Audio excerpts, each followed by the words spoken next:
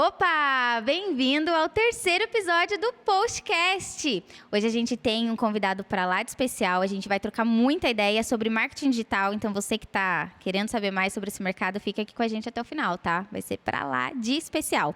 Eu sou Fernanda Emboaba, sou co-CEO aqui do Post e host do Postcast. Bem-vindos a mais um episódio. Eu sou Jaque Emboaba, co-CEO aqui no Post também. E estamos aqui no bar mais charmoso da Vila Madá, Maué, nossos parceiros. Bora lá, então? Opa, Seguinte, vamos. deixa eu te falar aqui do currículo, um pouquinho do currículo do nosso convidado de hoje. Ele é empresário, cantor, professor de canto, inclusive professor de algumas personalidades que muito provavelmente você conhece. A gente vai trocar uma ideia sobre isso. Bem-vindo, Renato Max. Uhul. E aí, pessoal, tudo bem com vocês? Meu nome é Renato Max, Fernanda Emboaba, Jaqueline Emboaba. Prazer estar aqui no Postcast. Prazer é nosso, presença. Super prazer. Obrigada por você ter aceitado o nosso convite. Renato veio de longe, viu, gente? Então, a gente valoriza. Não bastasse ter aceitado e vai acrescentar pra caramba, porque vocês vão ver que ele tem muito know-how aqui em todos esses pontos que a gente aborda aqui no Postcast, de empreendedorismo, de marketing digital, de conteúdo. E veio de longe ainda por cima, então... Não é tão longe, não. Eu tô acostumado já a vir para São Paulo. Então ótimo. Vamos que vamos. Vamos lá, Bora. Seguinte. Para começar, a gente tem aqui, já virou tradição, certo? Pegar os convidados de surpresa um pouquinho. Tá. Começou! Agora começou, gente! Ai, meu coração! Meu Deus. Ah, mas é fácil. Não é difícil. Vamos lá. Eu quero te conhecer um pouquinho mais, a Jaque quer te conhecer um pouquinho mais e a galera quer conhecer um pouquinho mais. Vamos Então, lá. eu quero te fazer 3 perguntas pra gente começar o bate-papo. Conta pra gente a sua comida favorita, sua bebida favorita e o seu hobby favorito. Ó, detalhe, vamos combinar talvez que música não vai contar como hobby aqui, pra gente conhecer um pouquinho além? Então tá, vai, música não tá vale. contando, vamos lá. Vamos lá. Comida favorita. Comida, bebida e hobby. A minha comida favorita se resume em massas. Se você me chamar para ir na tua casa, para ir numa festa, que tenha massas. Eu gosto de pizza, eu gosto de lasanha, eu gosto de tudo que tem massa e queijo junto. Você tá. me Delícia. cativa Entendi desse tudo. jeito aí, é com massa e queijo. A bebida, o suco de uva. Eu Olha. não bebo com álcool, né? Eu não bebo bebida alcoólica, mas eu gosto de suco de uva, muito. Legal. Hobby. Bom, já que cantar não pode... É. Apesar de eu não estar fazendo, eu gosto de academia. Por incrível que Olha. pareça. Puxa Uau. ferro mesmo, tipo puxar marombão. ferro. Né, gente? É a hora que quando eu vou pra Ai. academia, eu dou uma respirada, assim, parece que eu esqueço do universo, assim, fico bem lá. Que legal. Hobby como academia. Temos um fitness, além de Uau. cantor. Exato.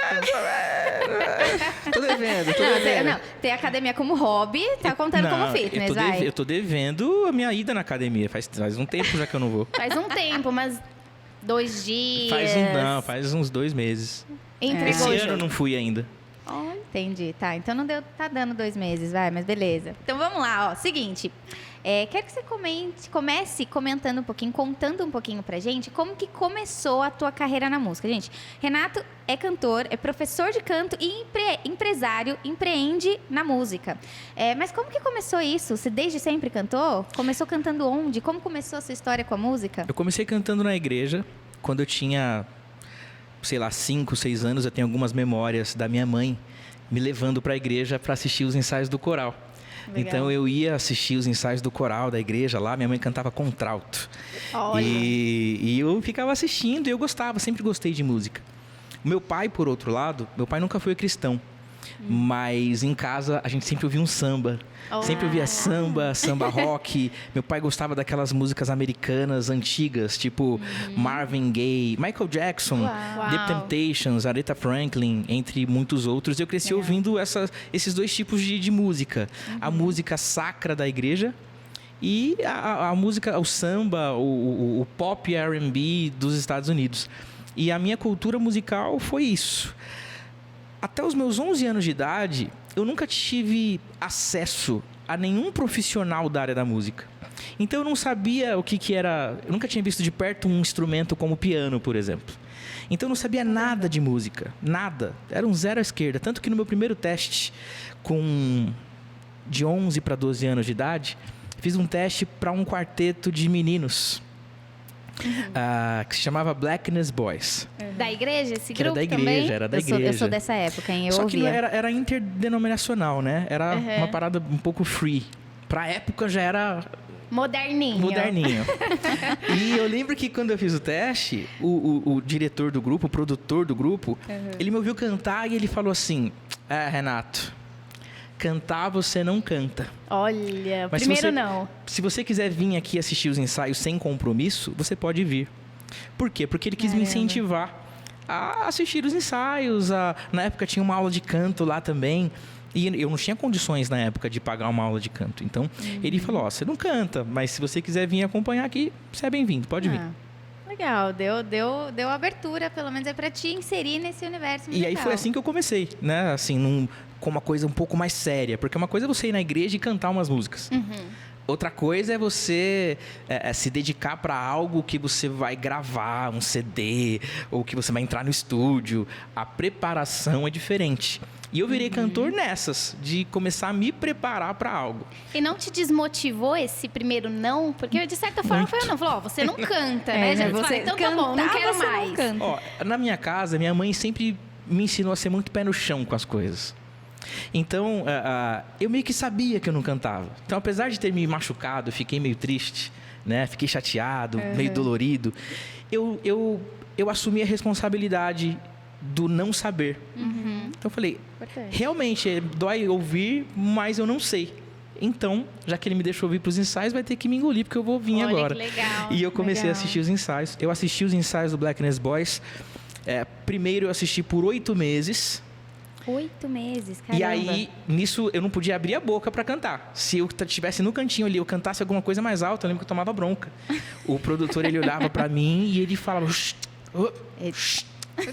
Mandava calar a boca, mandava ficar quieto, que estava atrapalhando os meninos. E aí, 8 meses depois, um dos meninos passou mal, na véspera de um evento. Olha. E aí, o produtor olhou para um lado, olhou para o outro, tava eu lá, felizão. Prontíssimo. E aí ele falou, e aí, sabe as letras? Falei, sei. Sabe as vozes? Sei. Então vamos lá, amanhã vai ter o evento. Aí eu fui cantar com eles. Foi horrível. Mas foi feio, foi feio. Eu já ia perguntar como Não, foi. foi muito feio. Eu lembro que foi... Aquele dia eu pensei em desistir. E olha só, que o que me fez pensar em parar não foi o produtor, que às vezes era grosso comigo. Era o fato de eu me sentir incapaz. Porque quando eu fiz 8 meses e eu assisti os ensaios, eu me dediquei. E aí no ao vivo eu travei. Eu falei, eu não nasci para isso. Olha. E isso me fez querer parar. Mas não sei o que aconteceu comigo, que eu não parei. Brasileiro. Mas Uau. assim, eu esqueci Ufa. letra naquele dia, eu esqueci voz, eu desafinei. Tudo que não se deve fazer, eu fiz. Tudo de errado. E eu fiquei muito triste. Mas depois eu continuei assistindo os ensaios. Então, para vocês terem noção de como eu era muito ruim.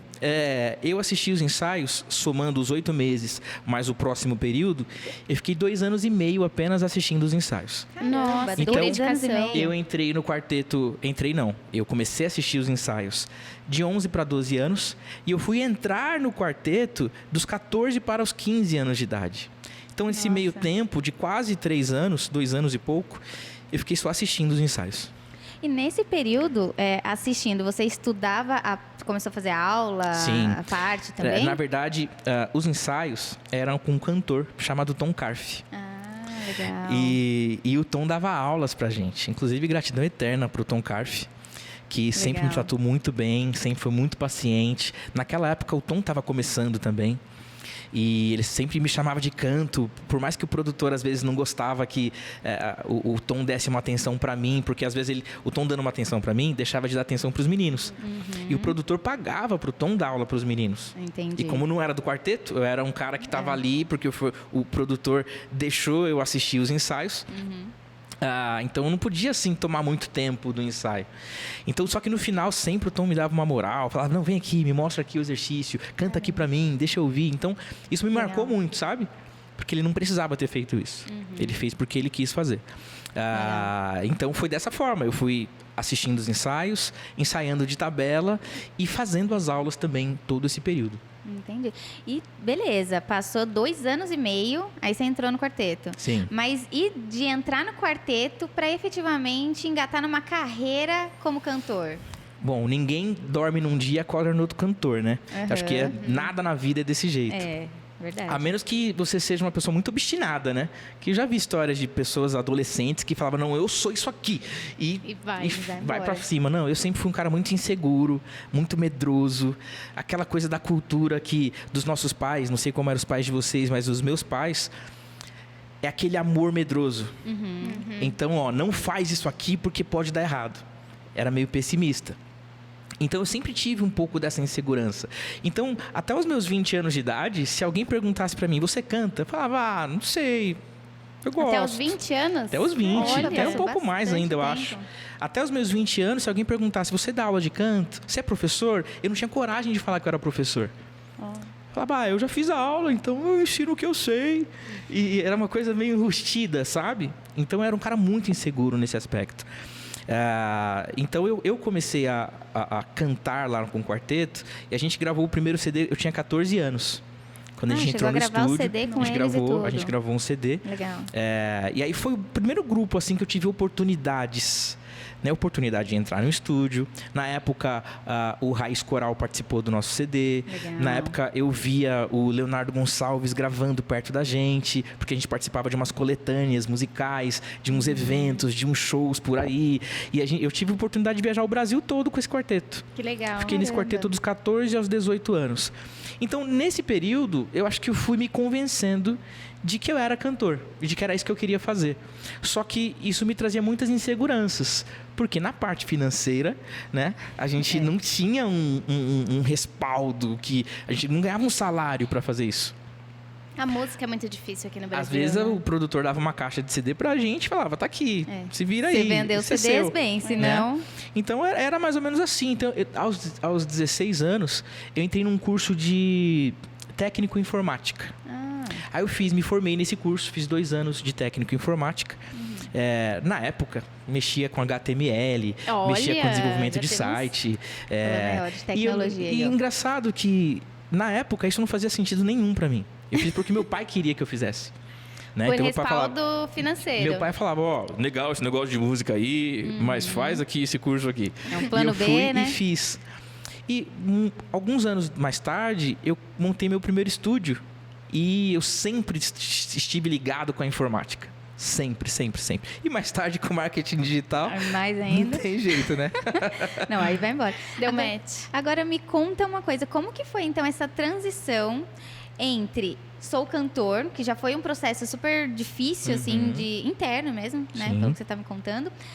Pra sou professor de canto. Porque a hora que você fala sou professor de canto, já aconteceu, então, aí toda uma internalização disso para que você se sinta capaz de ensinar outras pessoas. Como que foi essa transição? Foi uma transição difícil. Eu lembro que o meu primeiro aluno, ele insistiu 10 meses para fazer aula de canto comigo. Nossa. Por quê? Porque eu tinha 15 anos de idade. E eu me lembro que esse cara, ele começou a falar, Renato, eu quero fazer aula de canto com você. Aí eu falei, tá, mas eu não sei dar aula. Tá, mas eu vi você melhorar. Eu vi como você era e eu vi o que você está fazendo agora com a sua voz. Legal. E eu quero que você me ensine o que você sabe. E eu falava, tá, mas eu não sei ensinar o que eu sei. Porque eu não tenho consciência do que eu sei. Então eu não vou te dar aula, eu não sei. E ele começou a me encher o saco. Ele me via na rua, ele falava comigo. Ele me via na igreja, ele falava comigo. Ele me via em vários lugares, ele falava comigo. E eu me lembro que 10 meses depois, eu comecei a sentir vontade de dar aula. E aí estava esse cara lá, querendo aula. Eu lembro que eu cobrava R$25 por mês. E ele não me pagava. Por mês. E ele não me pagava. Ele não me pagava. Meu único aluno não me pagava. Caramba. Ótima experiência. Começamos bem. Mas foi bom, foi bom. Legal. Por quê? Eu comecei a entender que quando você aprende algo e quando você ensina algo, você aprende diferente. É verdade. Então, uma coisa é você aprender para si. Outra coisa é você aprender para ensinar, para passar para alguém. Quando você passa para alguém, você aprende 2 vezes e isso parece que cria uma fixação dentro de você. Então, com 15 anos, eu tive meu primeiro aluno. Foi ali que eu comecei a dar aula. Dele vieram outros. E eu lembro que dos 15 para os 16, eu peguei a primeira igreja para cuidar do coral, sabe? E aí foi o desafio para mim, porque Aí, profissionalmente, né? O cara que lida com música precisa aprender a tocar um instrumento. Então, eu fui pro piano, aprendi a tocar piano, aprendi a tocar um pouco de teclado, comecei a tocar os acordes e tal. Isso fez muita diferença para mim. E me ajudou a crescer. Só que eu ainda não falava, sou um professor de canto.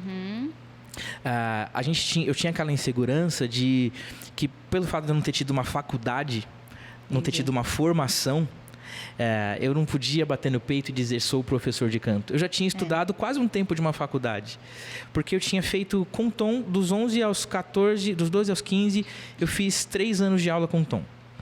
Depois eu comecei a estudar com outros caras e eu nunca mais parei de estudar.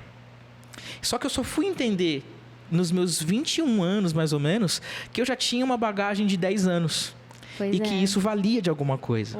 Com certeza. E que as pessoas ao meu redor já viam isso. Eu não via. Então eu demorei para poder falar, não, eu sou o professor de canto, é a minha profissão, eu faço isso e eu sei fazer direito. Porque eu sempre tratei os meus alunos com muito carinho. Eu amo fazer isso. Então, quando eu faço isso, eu faço com muito carinho. E os alunos percebem. Legal. Então, tem muitos casos de alunos meus que fizeram aula comigo há 10 anos, que hoje, às vezes, eles voltam e fazem de novo, e indicam, e falam. Então, todo o meu trabalho girou em torno do boca a boca. Legal. Eu venho de um bairro muito pequeno, venho lá do Capão Redondo, periferia de São Paulo. Então, era no boca a boca, eu não tinha estrutura, equipamento, estúdio, não. Era na sala de casa, de uma forma totalmente informal, que eu fazia os atendimentos ali. Eu lembro até que meu pai queria assistir o Faustão lá no domingo à tarde, e eu estava dando aula na sala de casa. Olha só. Cara, que legal. Nossa, esse ponto que você colocou ali de... Pô, já tinha 10 anos de bagagem e não me sentia aprovado para me posicionar como Exatamente. professor porque não tinha uma faculdade. A gente falou um pouco disso no primeiro episódio, né? A Jaque trouxe bastante desse contexto, porque diferente de mim, ela mudou de curso algumas vezes, acabou fazendo um tecnólogo, né? Tecnólogo. E a gente falou exatamente sobre isso, do quanto, de fato, tem peso. E aí a gente comentou um pouquinho, depois você volta aí, se quiser assistir o primeiro episódio, a gente falou consideravelmente aí sobre isso, porque a gente vive uma fase, eu acho que cada vez menos os cursos longos e estáticos validam o conhecimento, né? Sim. As coisas têm mudado tão rápido que acho que quanto mais longo o curso, maior a chance de você terminar o curso já desatualizado. Com certeza. Né? E mais assim, mais interessante ainda é a gente começar a olhar para as nossas experiências, né? Como bagagem, como conhecimento, né? A gente acaba desconsiderando isso, levando em consideração só faculdade, o diploma, o bacharel. Exato. E aí você, em algum momento, falou, cara, eu vou fazer uma faculdade porque assim vou me sentir validado, vou me sentir realmente... empoderado de falar que sou professor de canto ou não? Sim, em 2010 eu entrei na faculdade de fono aqui na FMU. Eu cheguei a fazer 2 anos. Caramba. Só que na faculdade de fono, o que eu percebi? Era algo muito além do que eu gostaria para o meu canto, ou até mesmo para passar para os alunos. Entendi. Hoje, o cara que quer ser fono para trabalhar com cantor, ele estuda 4 anos de fono, e fono engloba todas as áreas da comunicação. Então, depois desses 4 anos, é que ele escolhe se ele quer se especializar em voz. Nossa. Faz mais 2 anos de especialização. É quase uma medicina, né? São 6 anos. Caramba. Então, eu me lembro que eu fiz 2 anos de fono, aí eu me deparei com essa situação, estudei muita coisa legal, muita coisa interessante, muita coisa que somou comigo até hoje. E aí eu fui para música. Só que no primeiro ano que eu estava na faculdade de música, eu vi que o interesse da maioria das pessoas que estavam ali era entrar num musical, era fazer coisas de uma forma mais artística. E no primeiro ano da faculdade eu passei no musical. Olha. Aí eu fui pro musical, me joguei Qual pra que era? experiência. Qual musical? Importante. O musical era do Thriller Live Brasil. Era um musical que fazia tributo ao Michael Jackson. E esse musical, ele era original de Londres. E ele veio ao Brasil fazer uma turnê aqui no Brasil. Esse musical passou por 23 países. O Brasil foi o 24º país. E o mais legal desse musical é que sempre eles viajavam com a equipe gringa. Eles nunca faziam com a equipe do país que eles estavam. Mas aqui no Brasil, o produtor, para dar uma mudada, até porque o show do Brasil foi um show grande, não foi um show pequeno, ele queria fazer com os dançarinos brasileiros. Então ele ficou 1 ano fazendo testes com mais de 3 mil dançarinos aqui no Brasil. Caramba. De 3 mil, escolheram 16. Né? Galera muito embaçada, fera demais na dança. E aí, na última semana de teste com dançarinos, eles não queriam nenhum cantor brasileiro, tá? Eram 4 cantores, eles não queriam nenhum, todos viriam de fora. Só que na última semana eles falaram, ó, por desencargo de consciência, se a produção aí tiver alguém para indicar, só pra gente ouvir, manda. E nessas, eu dava aula pra Simoni, do Balão Mágico. E a Simoni me indicou. Falou, Renato, tá rolando isso aqui. Até porque o filho dela fez teste para ser o Little Michael. Rolou uma gincana no programa do Rodrigo Faro. E nesse programa eles estavam escolhendo 2 garotos que pudessem representar o Michael Jackson. O filho da Simoni fez esse teste também. Legal. E a Simoni me indicou, falou, Renato, vai rolar um teste do musical do Michael Jackson para você ir amanhã. Amanhã? Eu falei, amanhã. Como assim? Com bastante planejamento, Simone, preparo. mas você sabe que eu nunca fiz um musical, né? Não sei, mas é a tua cara, vai amanhã. Caraca. Eu falei, tá, mas eu fiquei meio receoso, assim, no começo. Na verdade, até durante. E eu me lembro que eu fui, assim, no escuro. Eu não tinha entendido o que era. Pra mim, era uma coisa do bairro ali, era um... Sei lá. Você não tinha noção da dimensão, Não né? tinha, nenhuma. Quando eu cheguei lá, no dia seguinte, era uma quarta-feira, eu vi um caminhão da Record. Aí eu falei, caramba, friozinho na espinha. os caras estão filmando isso aqui. Pô, legal. Aí eu entrei. Quando na primeira sala que eu olho pro lado, eu vejo uma banquinha tipo Ídolos, com os 2 produtores, um pôster enorme do Michael Jackson e alguém fazendo o teste na frente do pôster. Aí eu falei, Tranquilo. ferrou, mano. Tranquilo, imagina. Ferrou grandão, vou passar vergonha em rede nacional. O coração já começou a acelerar. E eu me lembro que eu não sabia nenhuma música do Michael Jackson de cor. Porque apesar de eu conhecer as melodias, eu não sabia as letras. Eu não tinha estudado a fundo. E eu, pra cantar música em inglês, eu preciso... Nossa, estudar, até eu aprender a pronúncia, até eu aprender... Nossa! E eu não tinha feito nada disso. Eu lembro que eu vi uma letra no chão de uma música chamada I'll Be There. E eu peguei a letra e já comecei a ler. Quando eu entrei, que eu olhei pro lado, vi essa linha, meu coração já acelerou. Aí eu olhei pro chão, peguei a letra, apareceu um cara na minha frente e falou, você é o Renato? Eu falei, sou. Indicação da Simoni, né? Sim.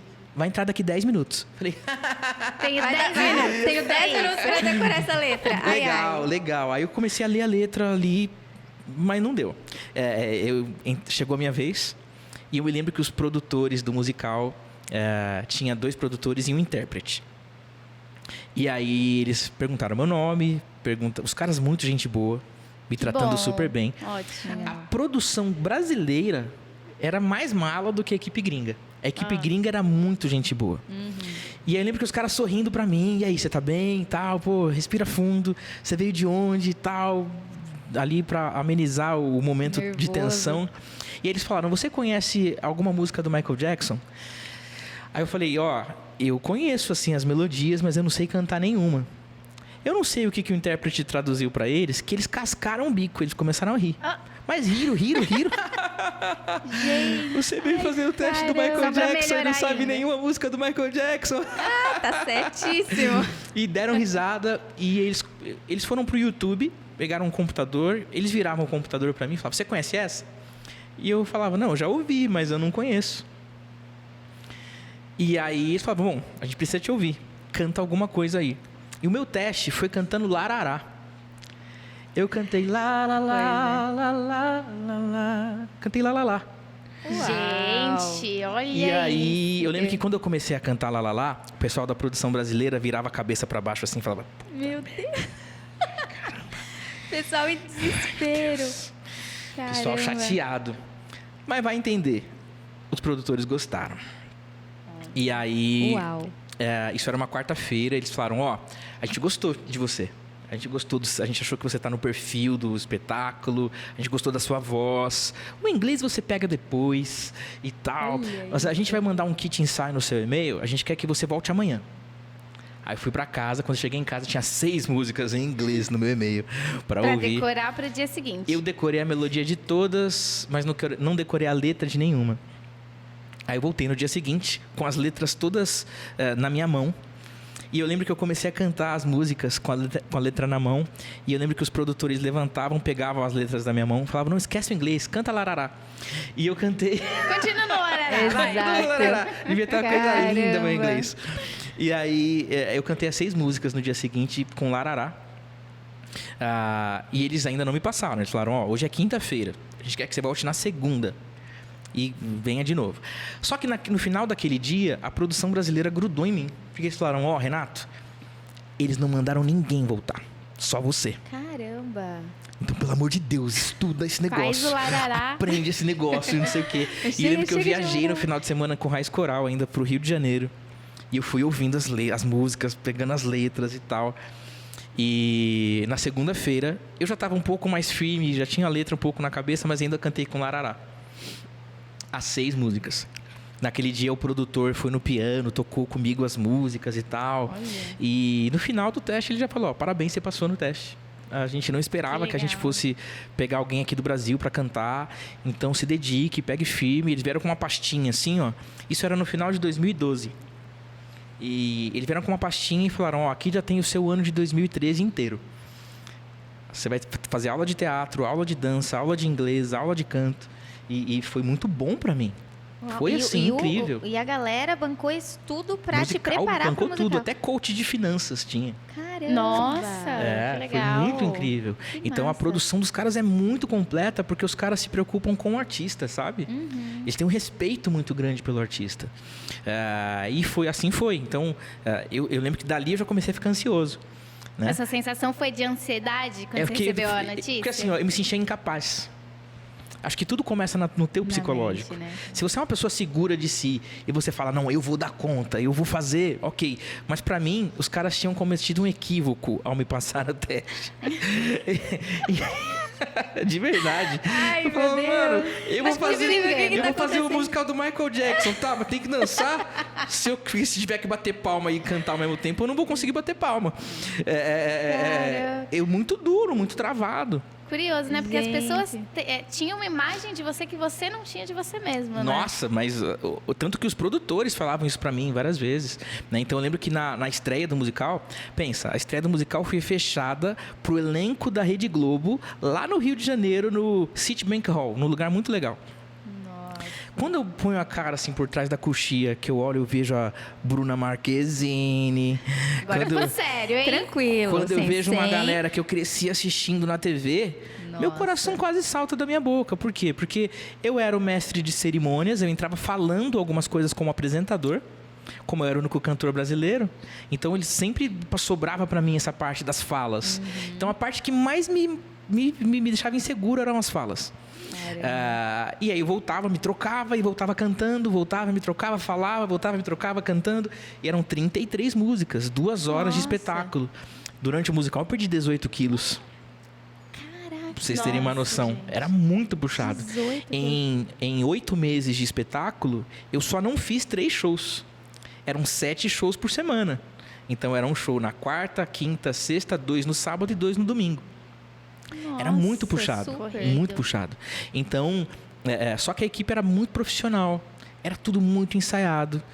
Eles alugaram o Credit Car Hall aqui em São Paulo só para ensaiar. Então a gente ensaiou no Credit Car Hall por 15 dias direto só para passar o som, só para deixar tudo redondo. E a estreia foi lá no Rio. Eu fiquei morando lá no Rio de Janeiro 4 meses.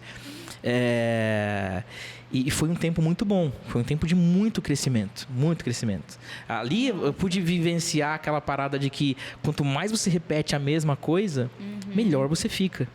E Perfeito. ponto. Aquela coisa Tudo é das treino, né? 10 Tudo é mil treino. horas de voo, né? Tudo é treino. Então, o musical, a equipe que estava fazendo o musical na primeira semana era uma.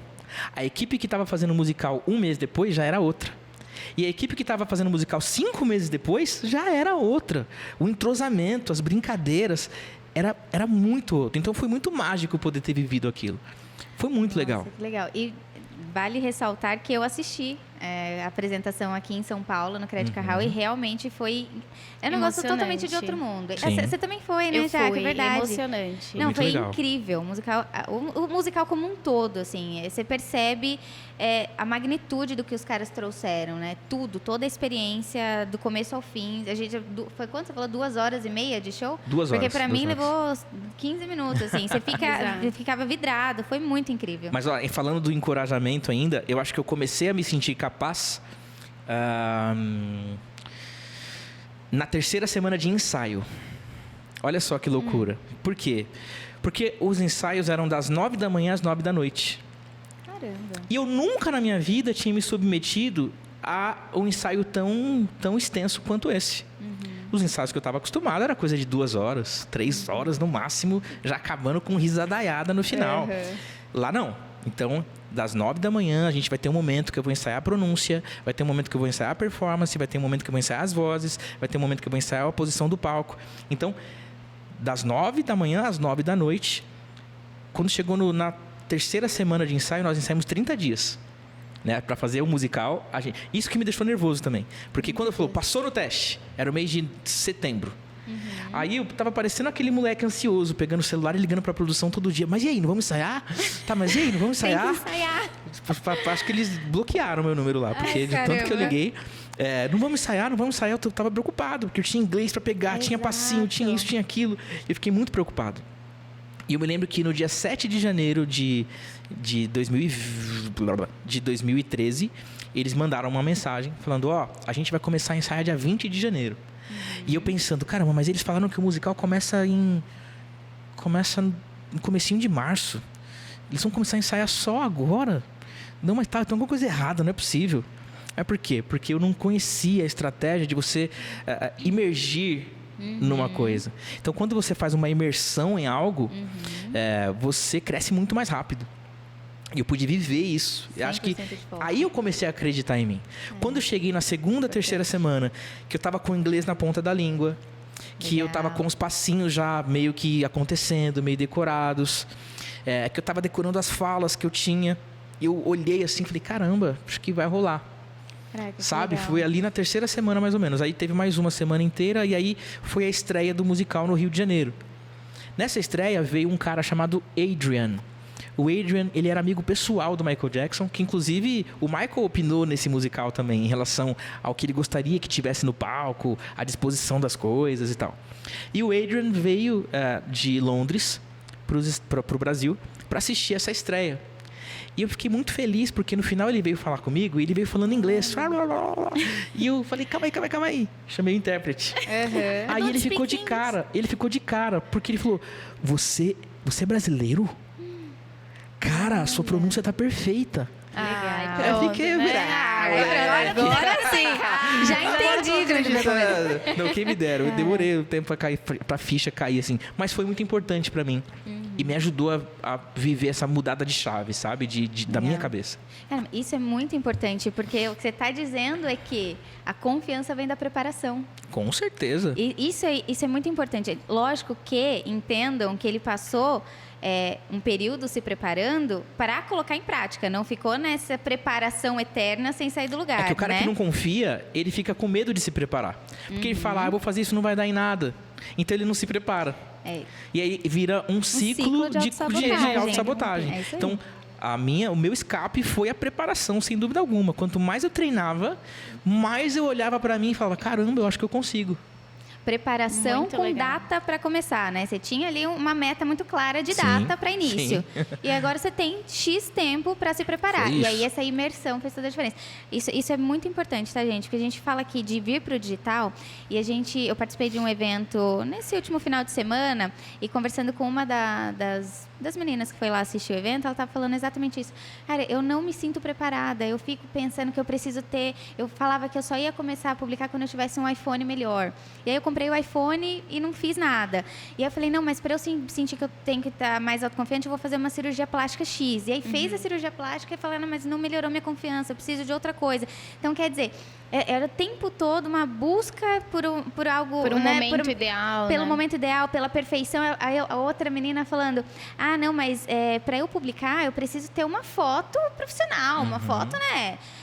Cara, começa com o que você tem. Comece a se preparar. Se você não começar esse período de preparação, você sempre tiver uma desculpa, né? Ah, mas não tem o equipamento, mas não tem... Aí você Sempre nunca se vai sente ter, confiante. Né? Uma desculpa, Sim. algum ponto que Exato, porque te impede. pensa comigo, se você não tivesse ali uma data, se você tivesse assim, ensaia, não tivesse uma data para esse show estrear, você acha que você teria se dedicado tanto quanto foi, teria feito essa imersão e talvez você teria... Não faz parte da nossa rotina. Começado? Você teria começado se não tivesse uma data limite? Não, hoje é a estreia. Duvido. Porque você estava nervoso no dia da estreia. Sim. E isso que é importante, né? A preparação gera confiança, mas o nervoso, ele faz parte. Eu me lembro até hoje do produtor, o nome dele era Gary. E o Gary me viu atrás da coxia tenso. E eu lembro dele encostando no meu ombro assim, falando, você tá nervoso? Falei, tô. Aí ele saiu de perto de mim, ele foi no Google e ele escreveu uma cartinha em português pra mim. Ele traduziu no Google Translator. Caramba. E eu fiquei muito emocionado, inclusive, quando isso aconteceu. Porque pensa num cara que sabia muito. Pensa num cara que sabia todas as posições do palco, um cara que sabia de música, que sabia de dança. Pô, o cara criou o musical. O cara sabia muito. Mas é um cara de um nível de humildade que te trata de igual para igual, assim, olhando no olho. E eu lembro que ele foi lá, ele escreveu uma cartinha para mim, dizendo que era um prazer para ele trabalhar comigo e que ele esperava que o meu sorriso pudesse cativar todo mundo ali. Aí quando ele entregou a cartinha para mim, ele falou, você ensaiou para fazer o que você vai fazer aqui hoje? Eu falei, ensaiei. Você sabe a técnica? Sei. Você sabe as falas? Sei. Ele falou, então agora esquece isso tudo. Vai lá na frente, dá um sorriso e curte o momento. Olha, que legal. Sabe? Então, essa vibe, essa coisa do curtir o momento, é uma coisa que eu não consegui fazer nos primeiros dias.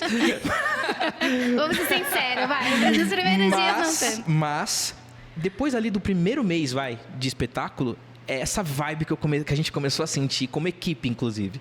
Como Legal. equipe, a gente ganhou um entrosamento muito grande. Então, no primeiro mês, nós éramos uma equipe. No 5º mês, lá no último mês, no 8º mês fazendo o musical, a gente já era uma outra equipe com muito mais segurança, com muito mais habilidade, sabe? Com muito mais sorrisos, com muito mais habilidade de levar algo para as pessoas, de conectar as pessoas. Que no final das contas é esse o propósito. É levar conexão para as pessoas. Eu comecei a entender que eu não era apenas um cantor, eu era um comunicador que estava levando algo para as pessoas. Perfeito. Nossa, E isso me mudou muito. Sensacional. O foco não era você, era a mensagem, né? Era a mensagem, era transmitir algo para as pessoas. Então, quando isso faz sentido de verdade na gente, a gente começa a se perguntar assim, tá, mas não importa tanto se eu estou cantando muito. Por exemplo, porque a gente sempre teve essa autoestima vocal, onde a gente se pergunta, mas minha voz, mas isso, mas e aquilo. Às vezes você deixa de fazer algo porque a sua voz não está tão legal, ou porque a sua voz não é isso ou é aquilo. Só que isso só te trava, isso só te segura. Quando o foco não é você e sim o outro, você vai arrumar um caminho que você consiga conectar outra pessoa, independente de como você está. Então, hoje eu estou doente, mas eu vou lá e canto. Hoje eu estou mal, mas eu vou lá e faço. Por quê? Porque o foco não sou eu, o foco é a outra pessoa. É o outro. Isso é muito bonito. Arrepiei aqui, pessoal. Não, isso é muito importante. Eu já respondi algumas caixinhas de pergunta nesse sentido, que as pessoas querem, mas como que você começou? Eu falo, quando você começa a tirar realmente... Porque tem um livro que chama O Ego é Seu Inimigo, não sei se vocês já leram. Esse livro foi muito... Eu gostei muito da leitura, porque faz a gente... traz pra gente essa reflexão. Quando a gente se coloca muito no centro das coisas, é que a gente fica com vergonha, que a gente fica inseguro, porque a gente começa a entender que tudo gira em torno da gente. Exato. Quando a gente começa... Voltando no evento de domingo, eu recebi uma mensagem, ela falou, cara, Fê, obrigada pelo que você compartilhou com a gente, foi muito legal você compartilhar esse tanto de conhecimento. E eu falei, cara, conhecimento, se não for para compartilhar, não vale a pena ser adquirido. Eu tenho trazido muito esse princípio, isso que você está trazendo é muito importante para tudo que a gente faz. A gente fala muito aqui de marketing digital e muita gente tem essa timidez, essa vergonha, essa insegurança. Cara, tira um pouquinho o foco de você, coloca aí como propósito de vida, servir as pessoas, ajudar as pessoas com aquilo que você sabe, com aquilo que você tem agora. E você comentou no começo que seu primeiro aluno de canto falou, cara, eu quero fazer com você porque eu estou vendo a sua evolução. Olha que legal quando você documenta. É uma dica aí para quem quer começar no digital, né? Ah, Fê, mas eu não sei ainda, não tenho 10 mil horas de voo, né, para ensinar isso. Documente a sua jornada. Eu Pode ter mesma certeza que comecei ajuda. exatamente assim, né? Hoje eu não estou tão sólida, presente ainda na internet, mas eu já estou começando a fazer essa transição. E eu tinha muita vergonha, eu falava, ai, gente, meu Instagram é fechado, deixa quietinho ali, eu não quero aparecer, tá tudo bem. E eu comecei exatamente assim, como a Fê falou, compartilhando minha rotina. Eu falava, gente, ó, tô resolvendo um problema hoje e olha como que eu me organizo. Comecei a compartilhar minha rotina. E aí eu recebi vários feedbacks da galera falando, comecei a fazer isso daqui, não é que deu certo? A galera, Jaque, que legal seus conteúdos, estou gostando, faz mais.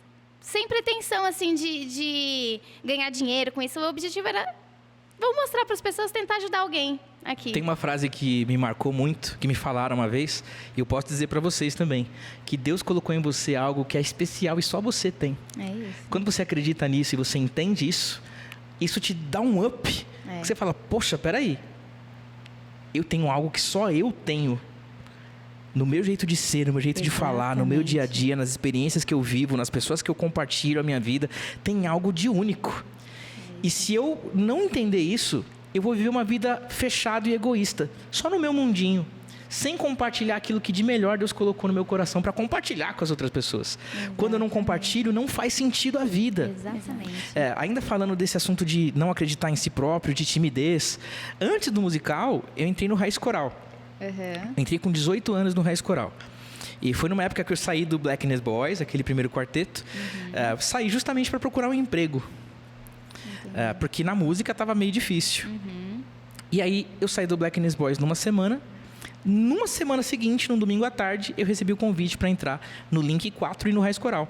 E aí lá já era diferente. Por quê? Porque já era mais profissional, já recebi um cachê, já tinha uma paradinha um pouco melhor. Importante. E aí eu falei, pô, que legal. Só que eu era muito tímido. Eu sou um cara muito tímido. Sou muito tímido.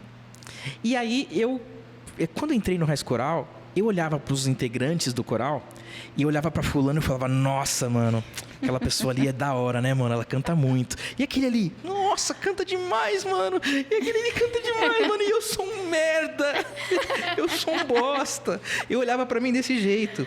Então, quando a gente estava num palco e começava a tocar os acordes de uma música que eu ia cantar, eu começava a tremer. Me dava crise. Que coisa. E aí, o Raiz Coral se apresentava muito. Então, todo final de semana, a gente saía para cantar em 2, 3, 4 lugares. Eu saía sexta de casa, voltava segunda de manhã. Então, a gente cantava muito.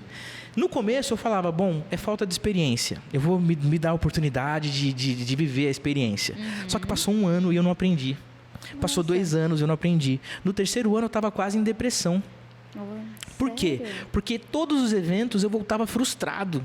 Eu voltava chateado, eu entrava no ônibus carrancudo, com a cara fechada, porque para mim o meu solo tinha sido ruim, porque a minha performance não tinha sido boa, a minha voz tinha falhado, não era o que eu esperava, não era o que eu gostaria que pudesse ter sido.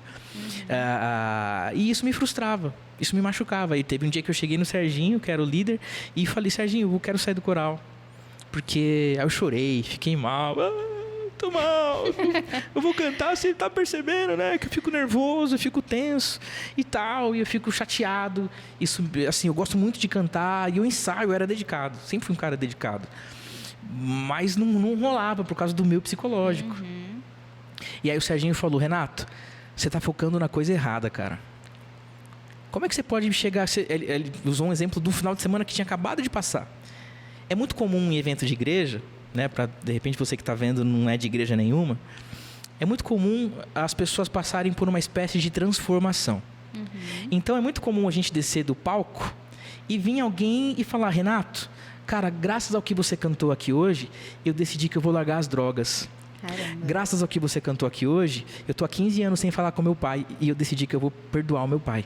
Graças ao que você cantou aqui hoje, eu decidi que eu vou mudar de vida. Então, o Serginho falou, cara, você cantou sábado agora com a gente e você não percebeu que veio alguém falar com você que ia parar de fumar graças ao que você cantou? Você está tão focado em você que você não está vendo o que está acontecendo ao teu redor. Uau. Importantíssimo. Aí ele me deu uma outra tapada na cara. Ele falou assim, a tua voz é muito pequena perto do que acontece. Uau, é. Nossa. Uau. Você entendeu? Caramba, Então, essa frase aqui, assim, tem que escrever. Eu vou fazer um card só com essa frase. e às vezes é isso. Às Caramba. vezes, assim, a gente tem que sim aprender a olhar para o nosso talento. A gente tem que aprender a se valorizar, tá? Isso que eu tô falando não é pra gente não se valorizar, não. Mas a gente tem que entender que o que acontece através desse talento, o que acontece através da gente, é o que realmente importa. Então, quando ele falou isso, ele falou: Renato, para de focar em você, na tua voz, e foca no que está acontecendo. Quando você for cantar música, foca na letra, foca no que, sabe, no que realmente importa, que é essa conexão com as outras pessoas. E engraçado que eu comecei a praticar isso, e realmente isso me mudou. Isso me trouxe uma outra sensação. Quando eu pego no microfone hoje, eu tenho outra segurança, eu tenho outra sensação, porque o que eu estou fazendo ali não tem a ver com a minha voz, eu não estou ali para mostrar a minha voz. Eu estou ali para levar algo que leve transformação para a vida das pessoas. E aí é uma segurança que não vem de mim, que vem de uma força que a gente acredita que é maior que a gente. Incrível. Nossa, que propósito, incrível. né? Exato. Um propósito. Exatamente. Eu gosto muito do conceito do Ikigai, que fala sobre 4 pontos. O Ikigai é um conceito japonês que, numa tradução muito livre assim para o português, é traduzido como a gente fala, que é o propósito de vida. Só que para eles é uma coisa muito mais forte até do que o que aqui a gente entende como propósito de vida. Eles falam que é o seu motivo de agir, o teu motivo de acordar, né? De levantar da cama. E o Ikigai, ele se pauta por 4 elementos, né? É aquilo que você sabe fazer muito bem, aquilo que você gosta de fazer, aquilo pelo que você pode ser remunerado e aquilo que ajuda as pessoas, que ajuda o mundo, que o mundo precisa. Diz que quando você encontra algo para fazer que preenche essas 4 colunas, você encontrou o seu Ikigai. Eu acho muito legal todos esses pontos que você está trazendo, porque eu tô partindo dessa questão do Ikigai, tô vendo essa construção acontecendo, né? Sei lá, com 11 anos, um negócio que você gostava muito, mas que você não sabia fazer. E aí você aprendeu a fazer, aprendeu a ficar bom naquilo. Mais para frente um pouco, você entendeu e aprendeu a ganhar dinheiro com isso. E lá no final você entendeu que realmente aquilo ajuda as pessoas tanto na parte do cantar quanto na parte do ensinar a cantar. Então é muito interessante essa construção. E eu acho até legal pontuar que não foi algo que lá no comecinho você já preenchia as 4 lacunas, né? Começou só com uma coluna. Processo. Algo Você que tava eu no gosto negativo muito. ainda, eu acho. Tava no -5. Cara, olha isso. Começou legal. negativo. Não, eu acho sensacional, até eu acho que a construção da tua história, a gente vai entrar um pouquinho aqui no como que foi agora para começar a ensinar as pessoas, que é o que você faz hoje, e aí onde entra toda a questão do digital que a gente vai falar, mas eu acho muito legal, assim, essa construção de como as coisas aconteceram, porque tudo começou com uma vontade muito grande de fazer alguma coisa, porque você queria, porque você gostava, né? Num primeiro momento você não é aquela assim, o que eu posso fazer para ficar rico? Hoje eu acho que, eu conversei essa semana com uma pessoa que falou comigo sobre isso, falou assim, não, mas eu tô pensando aqui no que eu posso fazer para ficar rico.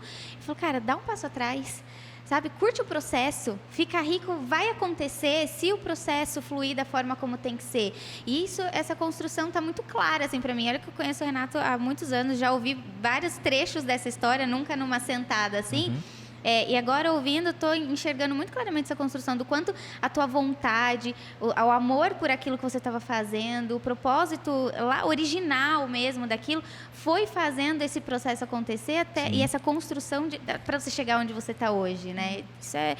Parabéns. Obrigado, muito obrigado. Emocionante, de verdade. inspirador. Realmente, De verdade. sair de onde você saiu, com as condições que você tinha. Sim. O Renato não veio, né, de família com grana para fazer nada, sempre foi na raça, sempre foi na vontade, né, de ter, de fazer, de Muito acontecer, de trabalho. ajudar, de servir.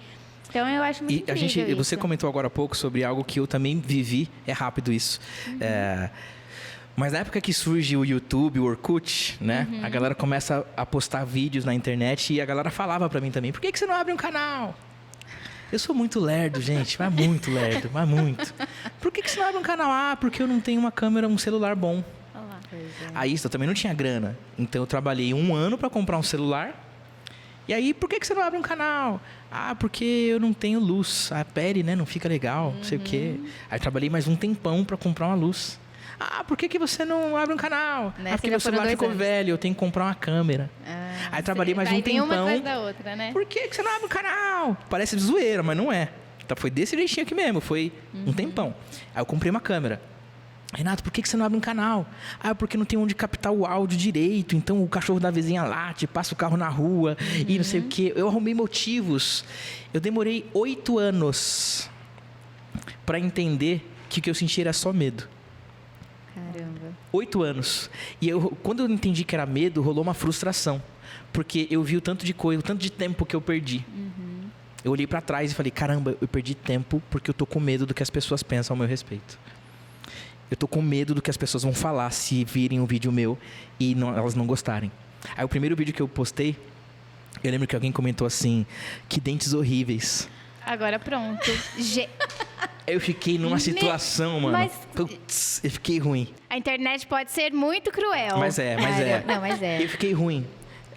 Mas eu só abri esse parênteses porque até hoje eu recebo milhares de críticas. Nunca vai parar. Só que é o tipo de pessoa que, primeiro, se o cara é um profissional e ele faz isso, falta ética nesse profissional. Sim.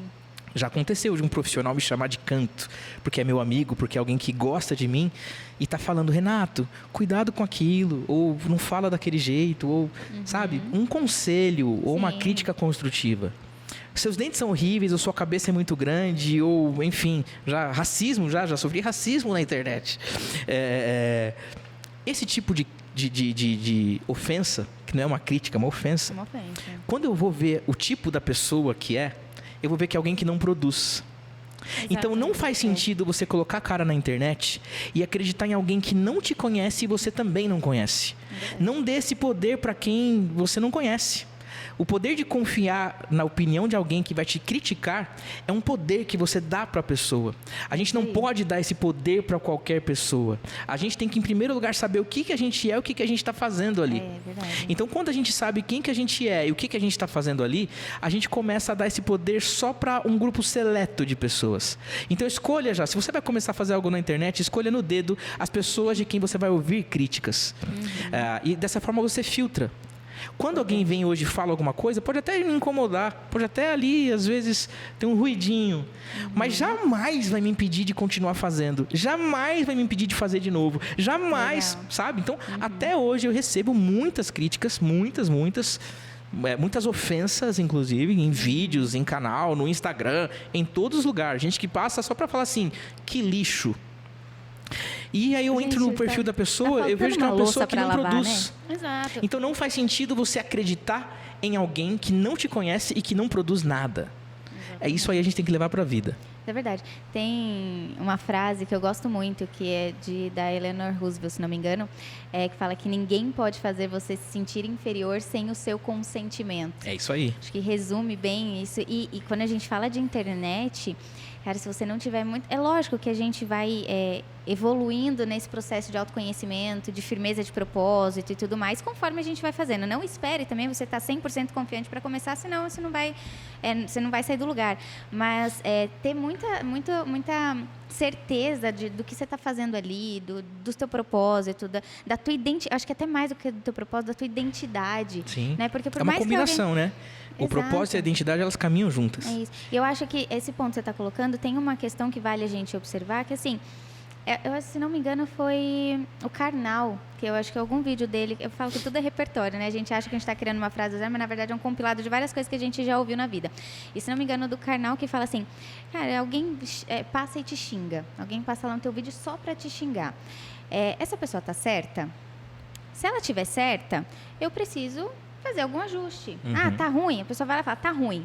Tá ruim mesmo? Então eu preciso melhorar, preciso ajustar, como que eu, faço ficar melhor.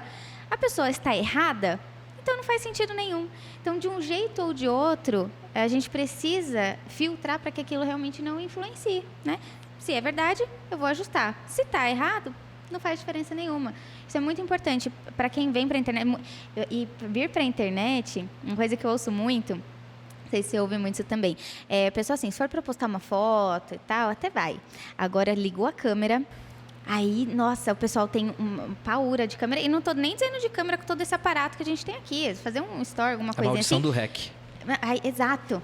É porque começa acho que a autocrítica, ela vai muito além. A foto, a gente dá uma filtrada, faz uma edição, põe um filtro, faz lá no make-up, né? Faz uma correção. Acho que no vídeo a gente talvez tenha que se deparar muito mais com a gente mesmo ali de forma nua e crua, né? Mas eu acho que é uma autoanálise importante, inclusive. A gente quer ser aceito, só que a gente não se aceita. E aí, enquanto a gente não se aceita, as pessoas também não vão aceitar a gente. É verdade. Então, quando a gente pega o fenômeno do Whindersson Nunes e você vê que ele tem lá o jeito dele, ele aparece sem camisa, num quarto bagunçado, e o cara explodiu na internet. Por quê? Porque ele é ele. Independente de defeitos ou qualidades, ele é ele. As pessoas se conectam do outro lado, é como a identidade. Em uma das palestras que eu participei por aí, eu ouvi uma coisa que é muito interessante. As pessoas têm dificuldade de se conectar com empresas. Elas se conectam com pessoas. É isso mesmo. Então, uma vez que as pessoas são verdadeiras, genuínas, espontâneas ali do outro lado, elas têm muito mais possibilidades de levar essa conexão para frente, de serem agradáveis. É isso aí. Nem que seja para um público específico de pessoas. Né? Então, eu também tive essa fase de pegar um celular, gravar um stories 30 vezes e sair sem postar nada. Porque eu olhava para mim e falava, mano, tá zoado. Não vou postar. E aí vem o ditado, feito é melhor que o perfeito. Exatamente. Aí é uma escolha. Você quer prosseguir na internet? Você quer crescer na internet? Você precisa fazer. Fazer o que tem que ser feito. Vai ficar perfeito? Provavelmente não. Mas faça. E à medida em que você se permite errar, se permite vacilar, é aí que você melhora. Exatamente. Já por isso que todo mundo começa com 0 seguidores. Para você ter tempo de aprender até De que você se aperfeiçoar. exponha para um grupo enorme de pessoas, né? Sim. Isso é importante. O pessoal tem medo de começar com 0, mas também tem medo de se expor para muita gente. Sim. Então a conta não fecha, né? É um ou outro. Mas sabe que eu queria ouvir um pouquinho mais de você? Assim, como que foi agora essa transição para sou professor de campo? Porque você tinha uma escola física, Sim. né? Você tinha uma escola na Vila Mariana. Sim. Como que foi essa transição agora? Porque até aqui a gente viu bastante essa construção do Renato cantor, do Renato artista, né? Nem só cantor, porque o musical te trouxe uma série de outras habilidades, né? De outras competências. Mas agora, como foi essa transição para cantor, para professor e para ter a tua própria escola? Legal. Bom, eu sempre trabalhei como professor de canto desde a adolescência, de uma forma bem informal. Só que eu passei por outras escolas, né? Escolas de bairro, escolas pequenas, outras escolas um pouco maiores. E até eu entrar no NASP. Eu entrei no NASP, no ACART, dei aula lá um tempo. E eu fiquei muito feliz, inclusive, quando eu entrei lá. Por quê? Porque o NASP era um lugar que eu olhava e falava, era um sonho de consumo. Na minha época, acho que eu já posso falar isso. Chegou o momento. Chegou o momento em que eu posso dizer, na minha época, a gente estudava e falava, já pensou se um dia eu der aula no NASP? Né? Então, era uma coisa que a gente gostaria, que eu queria. Então, eu não acreditava que eu fosse entrar lá porque eu não tinha uma formação. Só que eu recebi um convite e acabei indo para lá. Nisso, eu também dava aula num outro lugar, que era a ABBM, Academia Brasileira de Black Music. E foi uma escola que eu fiquei um tempão. Acho que foi o primeiro trabalho registrado que eu tive em carteira assinada, que foi a ABBM e o NASP. Eu fiquei lá uns 5 anos na ABBM. E aí, em 2015, o dono da ABBM ele teve alguns problemas de saúde. E ele precisou sair do Brasil para fazer um tratamento. Nisso, ele fechou a escola. Só que os alunos estavam todos ali. E aí, o próprio dono da escola virou para mim e falou, Renato, por que você não abre sua escola? No começo, eu falei, não, nada a ver comigo. Aquela criança gritando de novo. Eu sou um professor de canto, né? Então, eu estudei a vida inteira para cantar, para fazer música e tal, eu sou isso. Eu nunca tive na minha cabeça o desejo de ser um empresário. Muito pelo contrário, eu olhava para uns empresários que eu conhecia por aí, é tudo doido, mano, você é louco, eu não quero saber disso aí não, meu. Eu não queria. Eu falava, mó BO, putz, não, eu sou professor da minha aqui, deixa os alunos virem aí que eu tô felizaço dando aula. Tanto que eu e o Fernando, a gente formava uma boa equipe, porque o Fernando era o dono da BBM. Ele era o empresário, ele é o cara que pensava pra frente, ele era um cara que tinha atitude pra fazer as coisas. Baita empreendedor, admiro muito ele. E eu era um cara que estava bem dando aula. Nossa, deixa eu fazer um parênteses, que Sim. o Fernando, inclusive, era o empresário lá do quarteto que falou pra você que... Exatamente. Cantar você não Exatamente. canta, mas como... Foi o Fernando, olha foi aí, você que dá falou. muitas voltas, não é mesmo? O Foi o jogo Fernando que virou, falou, hein? foi o Fernando que falou. Importante. O Fernando falou lá atrás, ó, você cantar, você não canta, mas se quiser vir sem compromisso. Então ele foi o cara que me deu a oportunidade. Tenho muita gratidão por ele, por toda a verdade, por toda a sinceridade dele, que ele sempre foi um cara muito sincero, né? Então ele nunca foi um cara que amansava a coisa. Exato, e te fez crescer. Ele acreditava que se você desistir, é porque era pra ser. Então ele prefere te falar a verdade, que te machuque, mas que te faça crescer, do que falar uma coisa pra você e você, desisto. Então não era pra ser, vai embora. Você entendeu? Então, esse pulso firme eu achei legal, esse jeito de lidar com... Ele não era um cara político que ficava passando a mão. Então, isso é muito legal. Então, lá na BBM, ele era o dono da BBM e foi uma escola que bombou aqui em São Paulo. Vinha gente da Angola, dos Estados Unidos, da Argentina fazer aula na BBM. Veio gente de tudo quanto era canto do mundo e do Brasil também. Então, eu fiquei lá trabalhando um tempão, ele precisou fechar a BBM.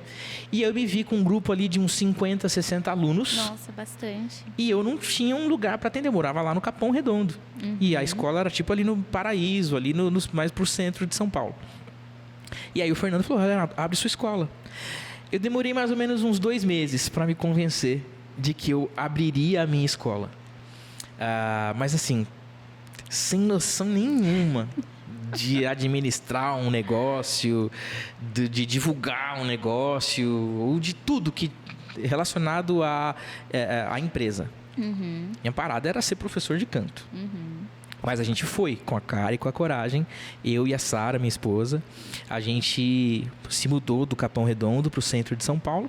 E no mesmo lugar onde a gente morava, eu trabalhava. Então era um lugar com 2 andares, né? Morava em cima e atendia embaixo. Montei meu primeiro estúdio. Legal. E ali, assim, foi uma super experiência. Uma super experiência. Eu acho que hoje, olhando para a minha história, eu posso dizer que você que empreende, que começa do zero e consegue progredir de alguma forma, pouco ou muito, você é um super-herói, cara. É isso. Você é um super-herói, você é demais, você é incrível. Não para, é só continuar. Tá? Então, hoje eu olho para trás e olho que a gente não tinha nada de recurso. E a gente pegou uma casa velha, toda bagunçada, e a gente conseguiu crescer ali. A gente conseguiu, com o nosso esforço, trabalhando muito, fazer as coisas começarem a acontecer, mesmo sem o conhecimento ideal. Mesmo sem ter a preparação, talvez, ideal para um negócio. Né? E muita gente me ajudou, inclusive a Fernanda. Fernanda, lá no começo, tadinha dela, meu. Ela ia lá, ela me ajudou com muita coisa lá na escola, em relação à organização dos alunos, a contrato. Eu não tinha nada disso aí, meu. Se dependesse de mim, aí, você quer fazer aula? Quero. Então vamos lá. R$25 um mês. Transfere aí lá pra minha conta lá e já era. Não, mas essa época tava um pouquinho melhor já. Mas aí foi assim que a gente começou. A escola não tinha nada. Eu lembro que para eu fazer o meu primeiro estúdio lá na escola, numa salinha, eu tinha cotado com um cara, o investimento era de R$40 mil. Caramba. E, pô, não tinha nada. Tinha R$40 mil. Acho que não tinha nem nome para não é qualquer trocada, né, gente? Então, e olha só. Eu me lembro que um amigo meu, o nome dele é Moisés. Moisés, um beijo. Moisés cresceu comigo no Capão Redondo. Acho que eu sei quem é. O Moisés pianista. Maciel? Não. Então não, confundi. Moisés é um pianista. O cara toca muito. Toca piano desde quando saiu da barriga da mãe, assim. Toca muito, é gênio. E naquele mesmo ano que eu mudei para a escola, ele mudou para os Estados Unidos. E ele viu que eu estava ali, né, abrindo o meu negócio e tal. E eu me lembro que, do nada, ele me ligou. Eu falei, Moisés, pô, quanto tempo, que legal que você está me ligando e tal. Ele, pô, tô acompanhando você na internet. Olha só. Que você está abrindo o seu negócio, abrindo sua escola, né, seu estúdio. Pô, eu mudei, tô nos Estados Unidos. Eu falei, pô, que legal. Ele falou, mano, você não quer pegar um material que está lá no Capão, lá na casa do meu pai? Meu pai precisa de um espaço lá, e lá tem madeira, lã de rocha, tem drywall, tem tudo, porque eu ia montar um estúdio. Nossa. Só que eu acabei mudando para os Estados Unidos e tá lá. Gente do céu. Você não quer pegar para você? Eu falei, ai meu Deus do céu. Pegar pra você? Você não quer pegar para você? Porque tá lá, tá ocupando espaço. Tá ficando velho lá. Pega para você. Mentira. Eu me lembro que ele queria me dar, mas eu não queria de graça. Eu queria pagar. E o jeito que eu arrumei de pagar ele foi trocando serviço. Naquele mesmo ano, Eu fui lá, peguei todo o material, não gastei R$1 com material. Ganhei drywall, ganhei lã de rocha, lã de vidro para pôr entre a parede ali, para fazer o isolamento da sala acústica. Tinha até borracha para pôr no chão, porque passava ônibus. Tinha tudo. Nossa.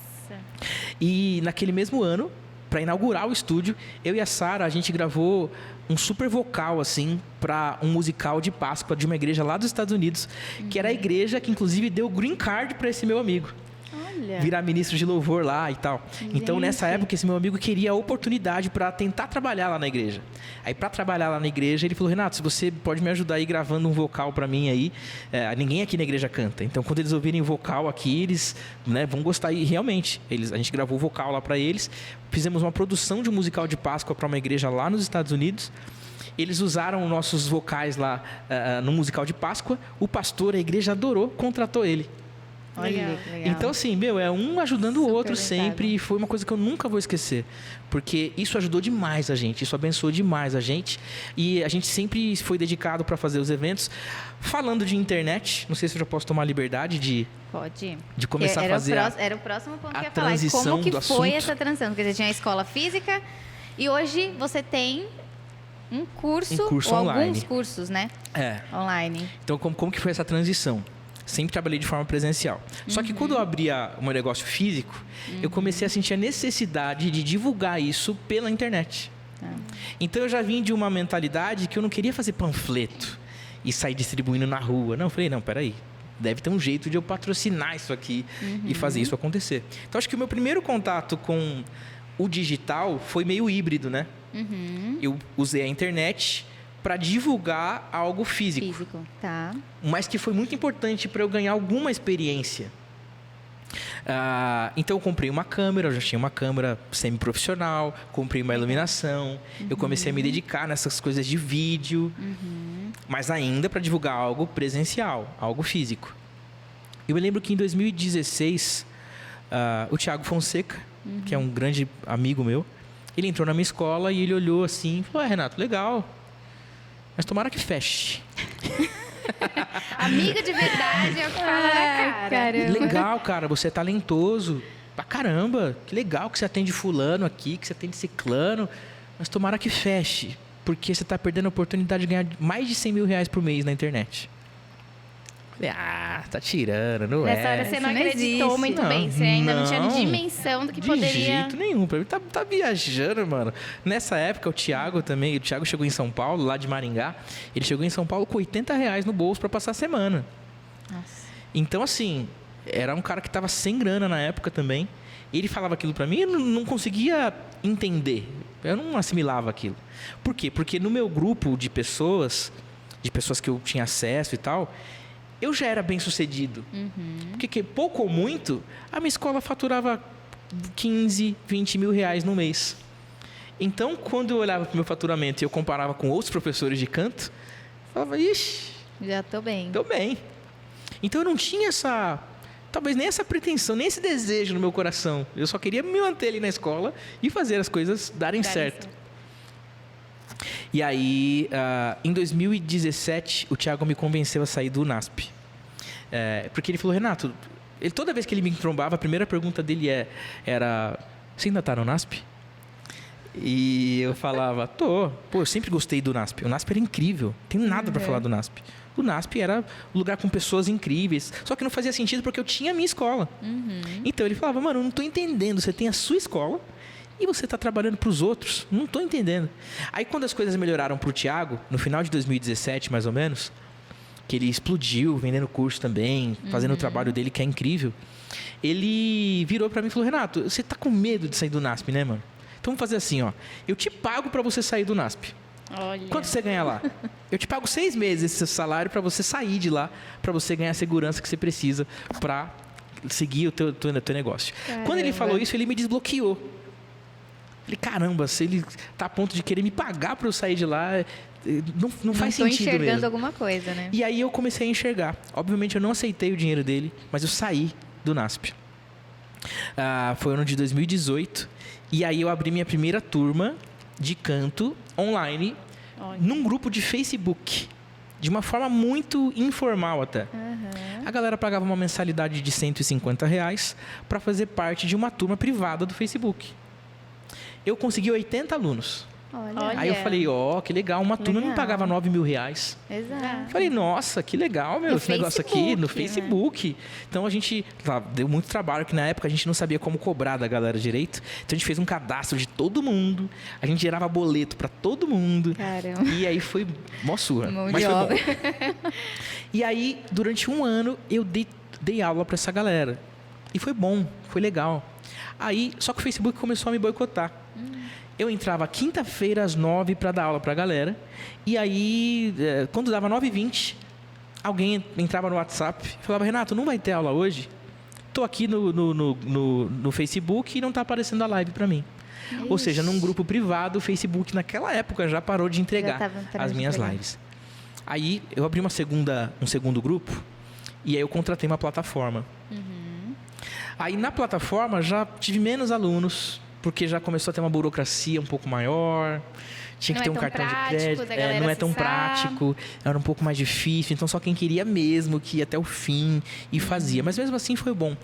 Durante um ano eu usei essa plataforma e eu fui gravando todas as aulas. Todas as quintas-feiras eu entrava lá e dava uma aula. E eu fui gravando toda semana. 2019 eu fiz a mesma coisa. Outra turma, fui gravando. E o Thiago, ele falava, Renato, isso que você está fazendo é só para você entender um pouco mais sobre a internet, meu. Você tem que ir para Hotmart, você tem que abrir um curso, você tem que fazer um curso gravado. E eu tinha uma resistência muito grande com isso.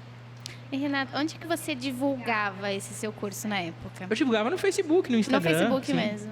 Legal. Na época eu usava o tráfego pago que tem na ferramenta mesmo. Aham. Né? Botou Eu impulsionar. Não usava o Face Ads, né? Então, mas eu já impulsionava ali do meu jeitinho e chegava, tinha os alunos. Legal. E aí chegou a pandemia. Quando chegou a E pandemia, aí? eu assim, no ano de 2020, no dia 1º de janeiro de 2020, eu comecei o ano trabalhando. Pintando escola, comprei caixa de som, fiz um palco lá, coloquei gelo seco para sair do palco, coloquei iluminação para o aluno se sentir num palco. Então a escolinha ali tinha um diferencial. Olha que legal. Sabe? E eu comecei o 1º de janeiro arrebentando, falando, esse ano a gente vai bombar, mano. Esse ano aqui, esse bairro vai se prostrar a nós aqui. Eles vão ver quem nós somos e tal. E eu tava muito animado. E eu tava na época com 70 alunos. 70 alunos. A gente começou o ano bombado, trabalhando. Quando chegou em março, meio de março, em uma semana eu perdi 30 alunos. Aí eu falei, ferrou, peraí. Putz. O que está acontecendo? É aluno que ficou desempregado, aluno que estava com medo, vários motivos. Isso começou a virar um peso. E aí estava naquele lance de será que vai fechar, não vai? Exato. Será que vai, não vai? E fechou. E aí eu olhava pela janela da minha casa, via a rua parada, sem nenhum carro Caraca. passando. Eu morava ali na Domingos de Moraes, ali perto do metrô Vila Mariana. E eu olhava a rua que estava sempre com trânsito, sempre cheia de carro, sem nada, nenhuma alma viva. Isso me dava uma deprê. E eu tinha feito empréstimo no banco, eu tinha gastado minhas economias, tudo investindo na escola. Na escola.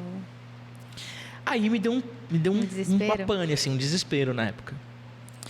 Aí o que eu fiz? Eu peguei todas as aulas que eu tinha gravado, né, no Vocal Pro lá, antigo, ao vivo, montei um pacote e coloquei na Hotmart. Então, eu consegui monetizar para gravar o curso e depois eu consegui continuar monetizando ele, empurrar o Legal. pacote gravado. E eu lembro que o Thiago, não tem como falar dele, gente, porque não. Bora ele lá. foi assim um grande parceiro. E ele falou, Renato, o problema de você é que você é um cara muito bonzinho. E o seu problema não é os sims que você dá, é os nãos que falta você dar. Então você tem que falar não, bicho, tem que se posicionar. O cara vai lá na tua escola, pede um favor, você vai falar não porque eu tô ocupado. O cara vai lá no seu estúdio e ele pede para você gravar um negócio. Não, porque você não tem tempo. Por que você não tem tempo? Porque você está ocupado com os outros? Não, porque você está ocupado com você. Então você tem que aprender a tirar tempo para você. Então a gente montou uma listinha de várias coisas que eu não iria fazer mais a partir daquela data. Olha só. E aí, Interessante. ele falou, ó, você está proibido de dar aula presencial, você está proibido de dar aula particular. Se você pega todos os alunos que ficaram, monta 2 grupos pelo Zoom, um na terça ou na quinta, atende eles pelo Zoom, todo mundo junto, diminui a mensalidade deles, deixa todo mundo lá no grupo do Zoom e fica com o seu dia livre para você trabalhar para a internet. Então, você precisa aprender sobre tráfego pago, você precisa aprender sobre técnica de vendas. Aí, nisso, ele me passou um roteiro para que eu pudesse fazer um vídeo de um criativo, né, de técnica de vendas. Você tem que fazer uma landing page para você e você tem que pôr o seu curso na Hotmart. Isso foi no dia 12 de abril de 2020. Era um domingo. Nossa, ficou marcado. Ficou né, marcado. a data. A gente gravou um vídeo no dia e o Thiago falando, ó, isso aqui é o Renatão do passado. O Renatão do passado, ele é um cara gente boa, mas ele peca nisso e naquilo. E daqui a um tempo a gente vai ver esse vídeo de novo e eu garanto que ele vai estar diferente. No dia 12 de abril, a gente teve esse papo. Isso foi um domingo. Na segunda-feira eu comecei a pôr em prática. Estudei o Facebook, aprendi, criei minha conta. Fiz uma landing page, gravei um vídeo de venda. E fiquei umas 2 noites sem dormir. Trabalhando. Ou seja, dá trabalho ir para a internet. Dá Não é trabalho. simplesmente, né, Porque o marketing sair... digital, ele é uma árvore com vários ramos, né? Com vários Isso. troncos. Então, são muitas áreas completamente diferentes. O cara que mexe no vídeo não tem que saber sobre desenvolver site. São coisas diferentes. Exato. O cara que manja de vendas não tem que saber sobre qualquer outra coisa. Então, o marketing digital são todas as ações que resultam numa venda É isso pela aí. internet. Aham.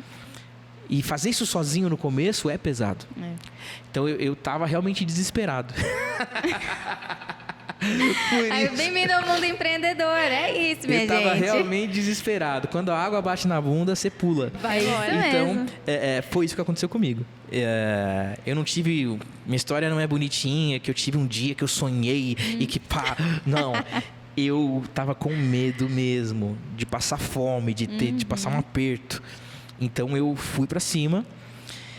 E aí, na terça-feira, dia 14 de abril, eu comecei a pôr o plano em prática na internet. Em 15 dias, eu vendi meus primeiros 35 mil reais. Uau! Caraca. Que legal. E aí, nos próximos... Em 28 dias, eu fiz meus primeiros 100 mil reais. Uau! Cara. Legal. E num ano ali, eu vendi o meu 1 milhão de reais. Cara, Até palmas. arrepiei. Gente, olha... Foi Uau, esse o trabalho. que legal. Claro que foi assim... Eu não tive 1 milhão de reais no meu bolso. Sim.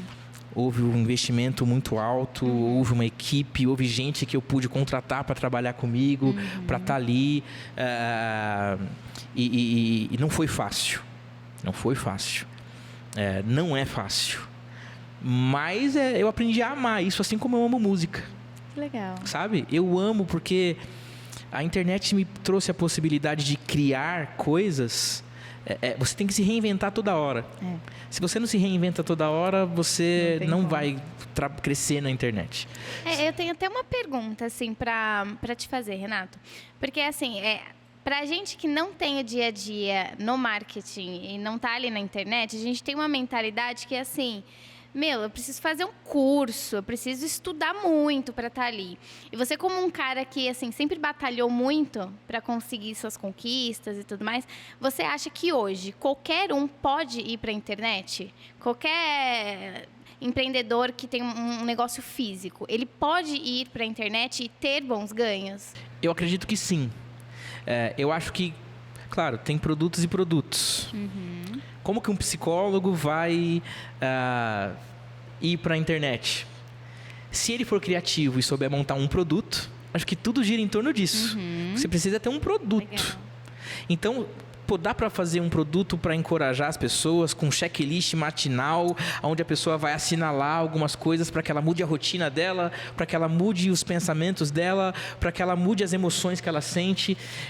Se o psicólogo for artista o suficiente para criar algo, ele vai voar. Você entendeu? O problema é que o pessoal ele fala assim, não, eu sou psicólogo. Psicólogo não faz aquilo. É que nem eu, como músico. Eu sou músico. O músico faz isso, não faz aquilo. E a gente põe um tapa-olho assim, ó. E a gente vai seguindo reto com tapa-olho. O cara que se desprende desse tapa-olho, ele é o que ele quiser.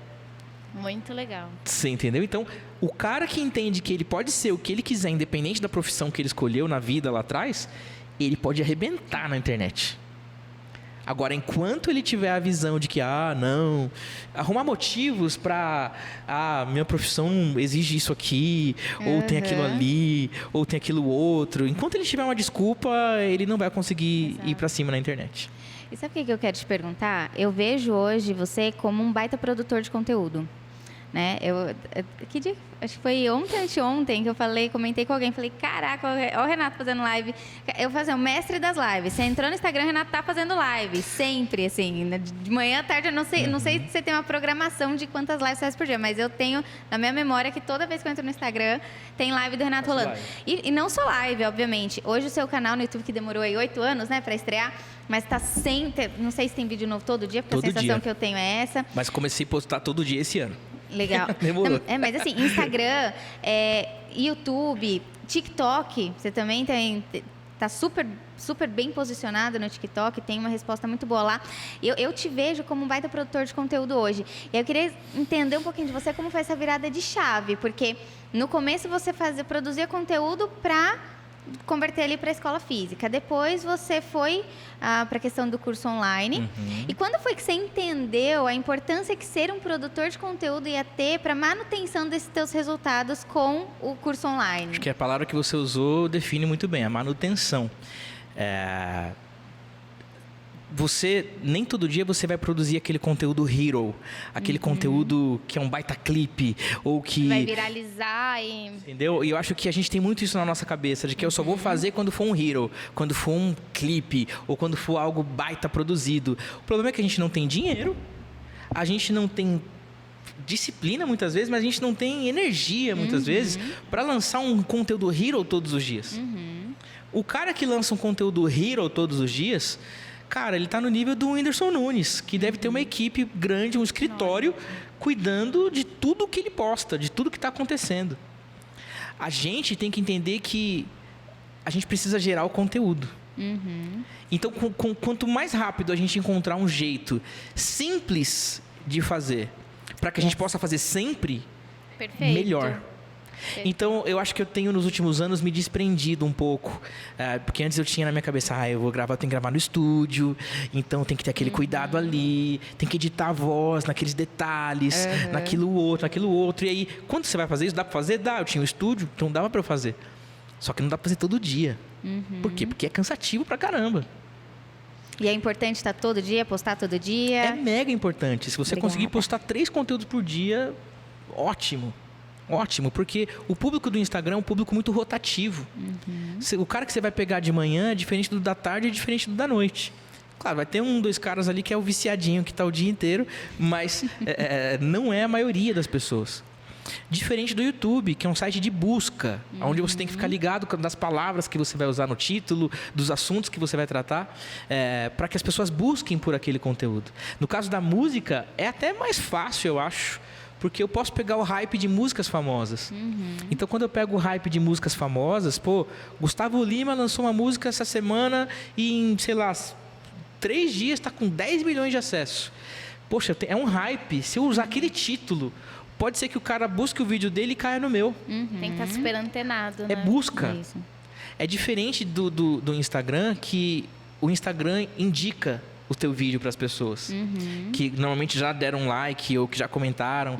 Então, o Instagram tá mais chato, eu acho, porque você tem que ficar pedindo coisas para as pessoas, do tipo, o que você acha disso aqui? Comenta aqui. Qual que é a sua opinião sobre isso aqui? Me manda aqui no direct, para que haja um envolvimento. Cada envolvimento tem um ponto. Você precisa ter muita pontuação para que o seu conteúdo chegue nessas pessoas que já estão envolvidas. Então tá ficando chato, por quê? Porque você tem que fazer um evento para o teu conteúdo chegar em 3% do seu público. Se você não fizer um evento, não chega nem em 3%. Então, nesse momento, o Facebook já está morto. Já está morto o Facebook. O Instagram está morrendo também. Vocês podem perceber que o Stories é uma cópia do Snapchat. O Reels do TikTok.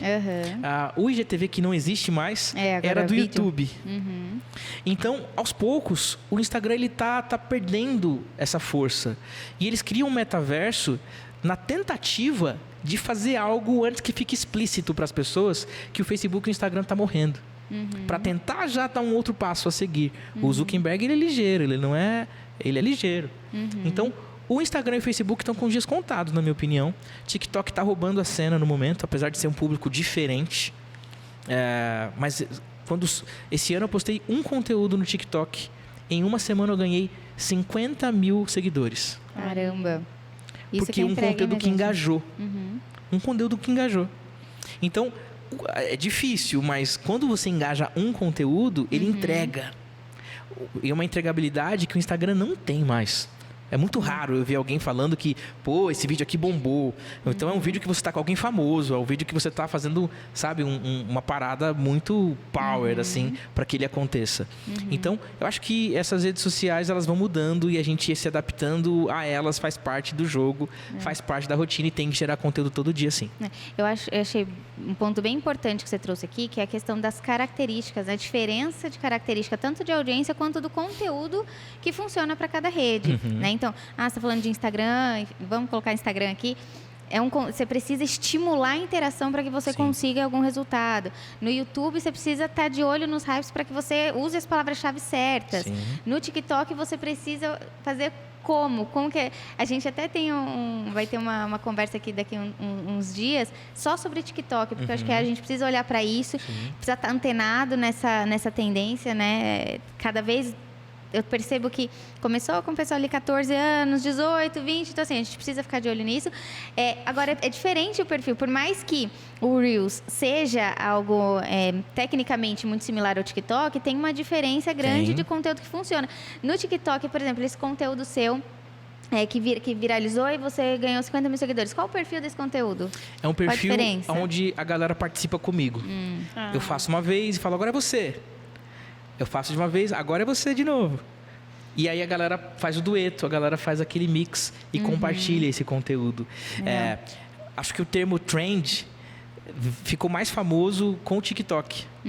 Então, quando alguém vai gerar um conteúdo para o TikTok, ele se pergunta, será que esse áudio está nos trends? Será que essa música, ou será que esse passinho, ou alguma coisa do ambiente, da imagem, está engajado no TikTok? Né? Porque tem esse lance das músicas. Esses dias eu fiz um vídeo em casa com algumas imagens minhas mais novo, e coloquei uma frase bonita, e coloquei uma música do TikTok lá, e o conteúdo bombou. Olha só. Eu falei, caramba, fiz o bagulho em 20 minutos, deitado na minha cama. Você entendeu? Com foto antiga. Então, é o tipo de coisa que dá certo também no TikTok. Com uma música bonita, uma foto e uma frase bacana. A galera vê, a galera gasta energia nisso daí. Um grande lance de ser, do que eu falo para você, que eu vejo o Renato como um produtor de conteúdo hoje, é justamente porque você está ligado, e assim, não só está ligado, mas está o tempo todo testando, porque um ponto que você colocou que é importante, e onde muita gente desanima quando vem para a internet, é de, cara, você não vai viralizar com 1, 2, 3 vídeos. Tem que ter você vai buscar o vídeo viral. Você pode usar todas as trends, isso não é garantia de que você vai viralizar. O que é garantia de que você vai viralizar é se você continuar usando as trends, se você continuar ligado, se você continuar postando todo dia, se você tiver consistência, em algum momento, algum desses conteúdos possivelmente, provavelmente vai viralizar. É uma constância, tem que ser uma coisa construída.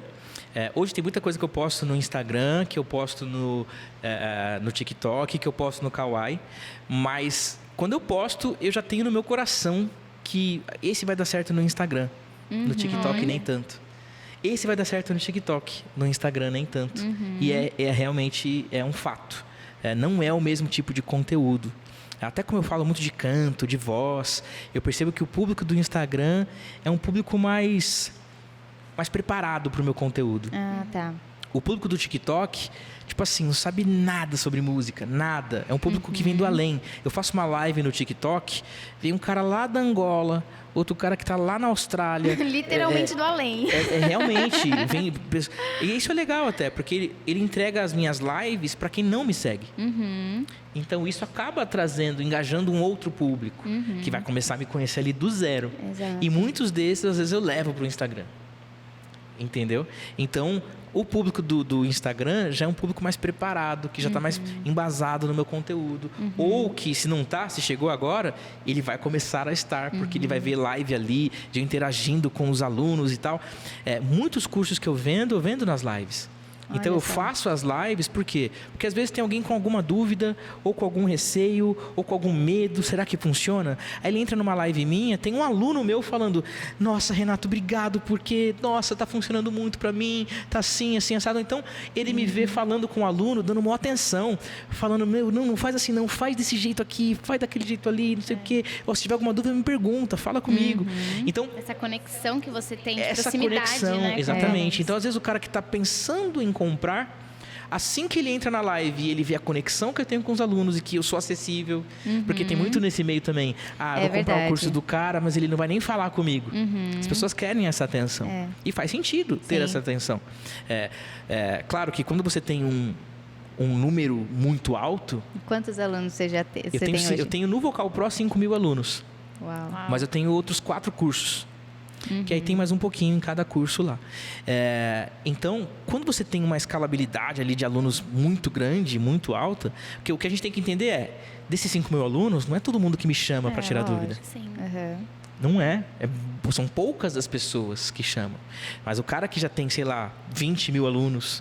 Esse pouco já é bastante. Esse pouco vai sobrecarregar o cara, ele vai precisar de uma equipe, de gente. E, Deus ajude que um dia eu precise, sim, de uma equipe. Mas eu penso que enquanto eu consigo fazer sozinho, que é algo que não me dói, que não me machuca, é algo que é muito tranquilo. Porque o aluno ele vem com uma dúvida no WhatsApp e ele sabe da minha rotina, porque ele me conhece pelo Instagram. Exato. Então, ele não exige de mim que eu responda na hora que ele manda a mensagem.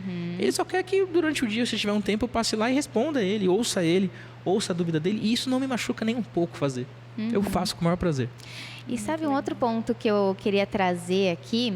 É sobre as demais possibilidades depois que você acertou a mão ali no digital. Porque você comentou agora que você tem o Vocal Pro, que entendo que é o principal produto, mas que você já tem outros 4 cursos.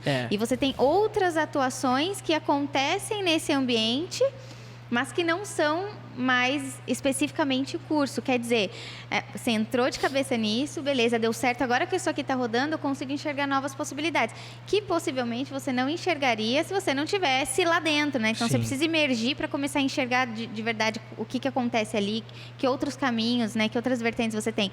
E que outras frentes você tem hoje de atuação que estão ali nesse entorno do digital? Bom, fazendo o Vocal Pro, eu entendi que eu precisava ter outros produtos como upsell, como downsell, para que eu pudesse vender ali embutido, ou às vezes vender para alguém que tem menos condições. O Vocal Pro é o mais completo, mas tem um menor para às vezes alguém que está chegando ali, ou o cara quer comprar o pacote completo, tudo em um. Eu tenho um tudo em um para vender, então eu comecei a entender que eu precisava ter coisas que as pessoas pediam. Tem gente querendo comprar, eu não tenho para vender? Peraí, eu tenho que fazer. Então eu comecei a fazer e foi nesse processo. Fiz um curso de teclado. Eu tive que trabalhar muito a minha mente. Porque eu falava, não sou tecladista, não sou pianista, não sou pianista. Tenho vários amigos que tocam muito. Mas tinha gente que me via tocar e falava, não, eu quero aprender com você. Então, por que não? Não estou ensinando bobagem para as pessoas. Estou ensinando. O lance você tem que ser transparente. Então, eu sou muito transparente. Falo, gente, é um curso iniciante. É um curso para quem está começando, para quem ainda não tem assim habilidade, para quem tem o dedo duro, para quem precisa soltar o dedo, aprender os primeiros acordes, aprender as primeiras escalas. É dentro de uma transparência. Então, todos os meus cursos giram em torno da área da música. Só que ano passado, apareceu gente querendo estudar marketing digital. E eu lancei uma mentoria. Mentoria não, um workshop. E eu fiz 3 sessões desse workshop na minha casa, para uma média de 8 a 12 pessoas. E foi legal, foi legal, foi uma experiência boa para mim. Claro, tem muita coisa para aprender, para acrescentar ainda nisso, mas eu achei que ia faltar assunto e, na verdade, eu fiz ali das 9 da manhã às 6 da tarde e acabou ainda passando 7h30, 8 horas da noite, de tanta coisa que a gente tinha para falar, tanta coisa que a gente tinha para conversar. Hoje eu faço algumas mentorias individuais com algumas pessoas. Eu montei estou montando, né? Estamos em processo. Um Instagram chamado Mr. Max Digital. E nesse Instagram, a gente vende um serviço de tudo que gira em torno do marketing digital, especialmente gravação de cursos. Por quê? Porque nesse processo, eu comprei uma câmera legal, comprei um negócio de iluminação interessante, tem um cenário legal para gravar. Então, eu comecei a gravar cursos para outras pessoas. E nesse processo, às vezes a pessoa precisa de um site, eu tenho quem faça. A pessoa precisa de social media, temos quem faça. A pessoa precisa sei lá, uma consultoria de marketing digital, a gente faz. Exato. A gente cria, faz o tráfego pago se precisar, faz tudo. Então, a gente já tem alguns clientes aí do ano passado para cá. É uma coisa nova para mim, mas é uma frente nova que eu tenho me dedicado e tenho trabalhado para que isso aconteça. Isso eu acho que é um ponto de atenção para todo mundo que está começando. Eu conversei, né, comentei aqui em algum momento que eu conversei com uma pessoa essa semana que me falou assim, eu estou procurando aquilo que vai me deixar rico. E o seguinte, você provavelmente vai ficar rico se você, né, encontrar o seu Ikigai, se você, enfim, acreditar, se dedicar a alguma coisa, mas assim, esse processo é fundamental. Você não começou já querendo ensinar marketing digital para as pessoas. Você começou ali pequenininho, eu não sei cantar, agora eu vou aprender a cantar, agora eu vou ser cantora, agora eu posso ensinar as pessoas aquilo que eu já sei, agora eu posso ensinar mais gente se eu for para o digital, agora que eu aprendi como entregar essa minha mensagem, eu posso ensinar as pessoas a entregar a mensagem delas também. Então, a grande sacada é que quando a gente começa... meu pai falava muito que, assim, toda atividade tende a expandir-se até tomar todo o tempo. Né? Ele citava isso de algum lugar, eu não sei de onde ele tirou essa frase, eu ouvia dele. E é isso que eu vejo acontecer. Né? Você imerge numa atividade e dali você começa a encontrar vertentes que possivelmente a união delas, né, vai te tornar a pessoa rica, vai te fazer alcançar esse objetivo financeiro, que não adianta a gente fingir também que vou empreender só pelo propósito, não é, até porque o Ikigai tem a coluninha ali de como você pode ganhar dinheiro, né?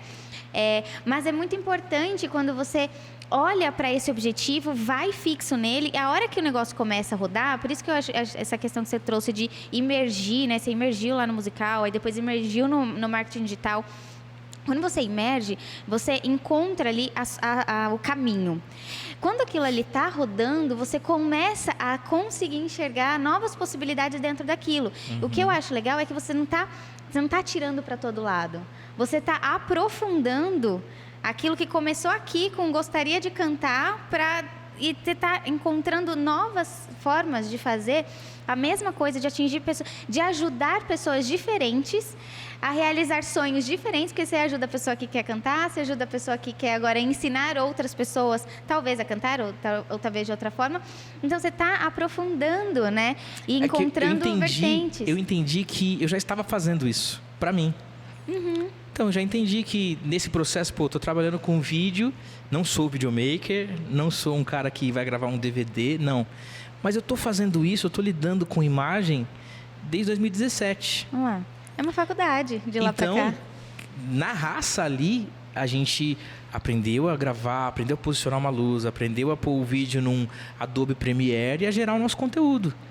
Se a gente pode fazer isso pra gente, a gente conseguir vender mais de R$1 milhão fazendo isso pra gente, por que não para outras pessoas? Perfeito. E o quanto você entendeu, para fechar esse tópico assim, porque eu acho importante, o quanto para você, até aqui, foi fundamental ter primeiro a teoria e depois a prática? Pouquíssimas coisas da minha vida eu tive teoria primeiro. Eu sou desse time também. Isso é muito importante. Eu falo até por mim, assim, eu gosto de ouvir, porque eu sou a pessoa que procrastina, que acha que tem que aprender mais, a tal da síndrome da impostora, né? Tem sempre que saber mais para ensinar. Inclusive, Renato me ajudou um período com algo nesse sentido também, de curso. Fala, Fê, faz assim, acabou, vai, bora, sabe? Eu tenho muito disso. Eu gosto muito de ouvir histórias como essa de, cara, foi na prática, foi na raça. E a gente tem tido bastante disso. Eu e a Jaque nessa empreitada agora de startup e tal. A gente tá assim, cara, não tem plano B. Plano B é fazer o plano A dar certo. Bora pra cima. É isso. Se joga, vai de cabeça. Você tem minimamente você tem que, lógico, minimamente ter um plano ali do que tem que... Você sabe o que é que tem que ser feito, faz sentido aquilo. Tá, beleza, tem um mínimo. Bora, sabe? E isso me inspira muito. De fazer, você vai para cima e você vai aprendendo no processo, você agarra a oportunidade e durante o caminho você vai encontrando algumas teorias que podem até ajudar na prática, mas o que conta de verdade, o que faz a gente sair do lugar, o que faz a gente ter o resultado financeiro que a gente quer, é a prática, né? É a prática, é a atitude total. Eu costumo pensar que hoje, no dia de hoje, o cara que teve tempo para teoria e ele aprendeu depois a pensar com praticidade, esse cara é gênio. Uhum. E é tipo 1 em 1 milhão. A maioria das pessoas que focam e passam muito tempo na teoria, elas não desenrolam na prática. Uhum. São ótimos teóricos, ótimos. Mas eles vão falar daquilo que eles não viveram, daquilo que eles não têm experiência, que eles só leram no livro. Uhum. E enquanto isso, o cara que viveu a experiência, mesmo com os vícios, ele já tem experiência para trocar. Uhum. E eu acho que a experiência não vem com a teoria.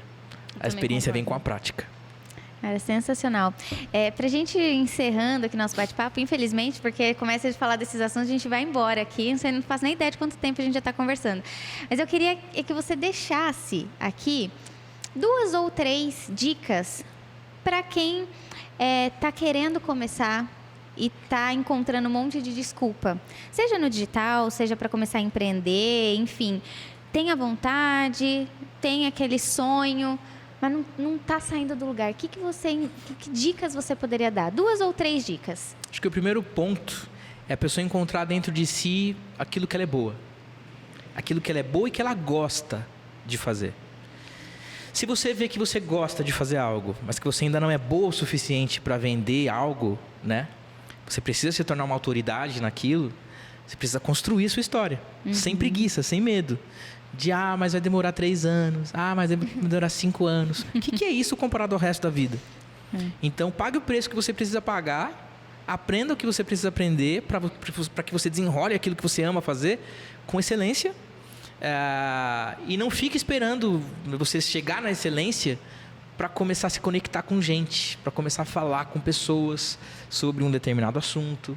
Né? Então, acho que o primeiro conselho é olhe para dentro de si, encontre o que você é bom, o que você gosta de fazer. Né?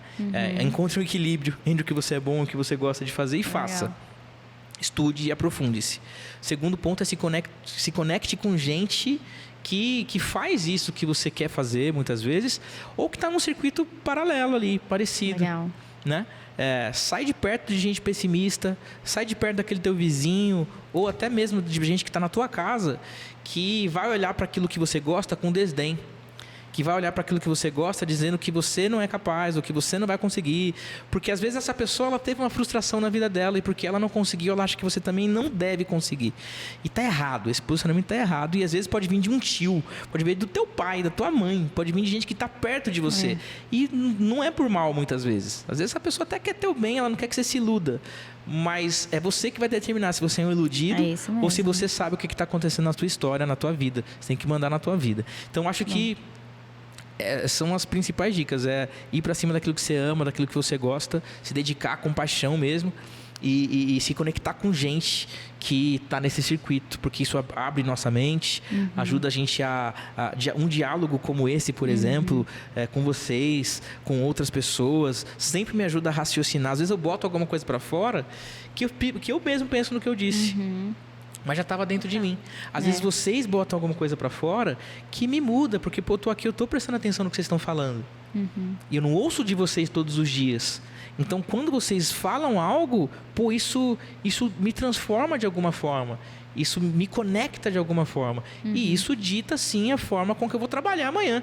Amanhã, com base no que eu ouvi aqui hoje, talvez amanhã eu já acorde diferente, com um insight novo, querendo fazer algo de uma forma nova, porque eu ouvi algo de vocês. Então, é vocês terem certeza de que o que vocês falam para as pessoas transforma, né? E que a gente possa levar a transformação sempre pro bem das pessoas. Não lançar joio aí nas pessoas para destruir sonhos. Exato. Que você não seja um destruidor de sonhos, e sim alguém que incentiva as pessoas. Uau, tô Eu acho que pegando eu vou fôlego. encerrar por aqui. Até mais. Próximo episódio. Não tenho mais palavras para fechar esse podcast. Nossa, mas, cara, que conversa construtiva. Assim, eu avisei que ia ser bom, porque eu já esperava que ia ser bom, mas acho que superou ainda em muito, assim, a minha expectativa. Vários pontos aqui da tua história que eu não conhecia e que, cara, assim, quando eu olho, eu já falei isso pra você, já falei isso pra Sara, vou falar isso aqui na frente de todo mundo, que eu admiro muito a construção que eu vejo em vocês. Eu também admiro vocês, viu? Muito. Obrigada. Eu acompanho vocês há muitos anos, muito tempo. E eu acho vocês muito legais. Obrigada. A gente é legal. Mas eu realmente admiro, assim, a construção. Eu vi muita coisa, né? E falo, cara, quando eu vi a plaquinha da Hotmart lá, que você postou, eu falei, cara, que sensacional. Eu realmente fico muito feliz de ver que você está chegando nos lugares onde você sempre pensou, ou talvez nos lugares onde você nem pensou um dia que estaria, né? Eu acho isso muito incrível. Eu acho que é uma puta de uma inspiração pra gente nessa jornada de startup. E a gente sabe que não é fácil, a gente vai, cara, é pauleira, mas a gente tem muita convicção daquilo que a gente faz, por isso que a gente se inspira muito em histórias como a sua. Eu acho que é muito importante a gente trazer esse diálogo, essa conversa, essa inspiração, essa motivação pra gente, pra você que está aí acompanhando. Realmente agradecer muito a tua presença, a tua participação. Foi muito massa. Podcast, pá! Da hora. Sensacional. Gente, vou me despedindo, porque se eu começar a falar aqui, a gente vai fazer mais outro podcast. Eu realmente estou muito feliz com o que a gente está construindo aqui, muito feliz com a tua participação, muito feliz com a tua presença, com a tua contribuição. Acho que foi muito útil pra gente, agregou muito. E agradecer você que acompanhou a gente até aqui, que ouviu bastante disso. Tenho certeza que você se inspirou tanto quanto a gente. Na próxima semana a gente tem episódio novo, tem convidado novo, a gente vai trocar mais ideias sobre conteúdo, a gente vai falar bastante aqui sobre um ponto que ele trouxe, que é sobre como o online impulsiona o offline. Então a gente vai dar continuidade, vai ser quase que uma parte 2 dessa nossa conversa, vai ser muito bacana. Então é isso, obrigada pela tua presença, pela tua participação e até o próximo. Peraí, até o próximo episódio não. Como que a gente te encontra nas redes sociais? Renatinho Max. @ Renatinho Max no Instagram, no TikTok, Renato Max no YouTube. Boa, a gente ainda tá pegando, né, essas coisinhas, né? A gente ainda esquece, às vezes, uma coisinha ou outra do script. Mas bora lá. Renatinho Max. Você pode acompanhar mais trechos, cortes e outros conteúdos sobre um pouquinho de tudo que a gente conversou aqui no @post.app. Para me acompanhar é Fernanda @FernandaEmboaba. A Jaque errou na primeira vez, agora fui eu. @FernandaEmboaba. O meu Insta é Jaqueline Emboaba, tudo junto. Segue lá, gente. É isso aí. Agora sim. Até o próximo episódio. Tchau, tchau, pessoal. Tchau, tchau.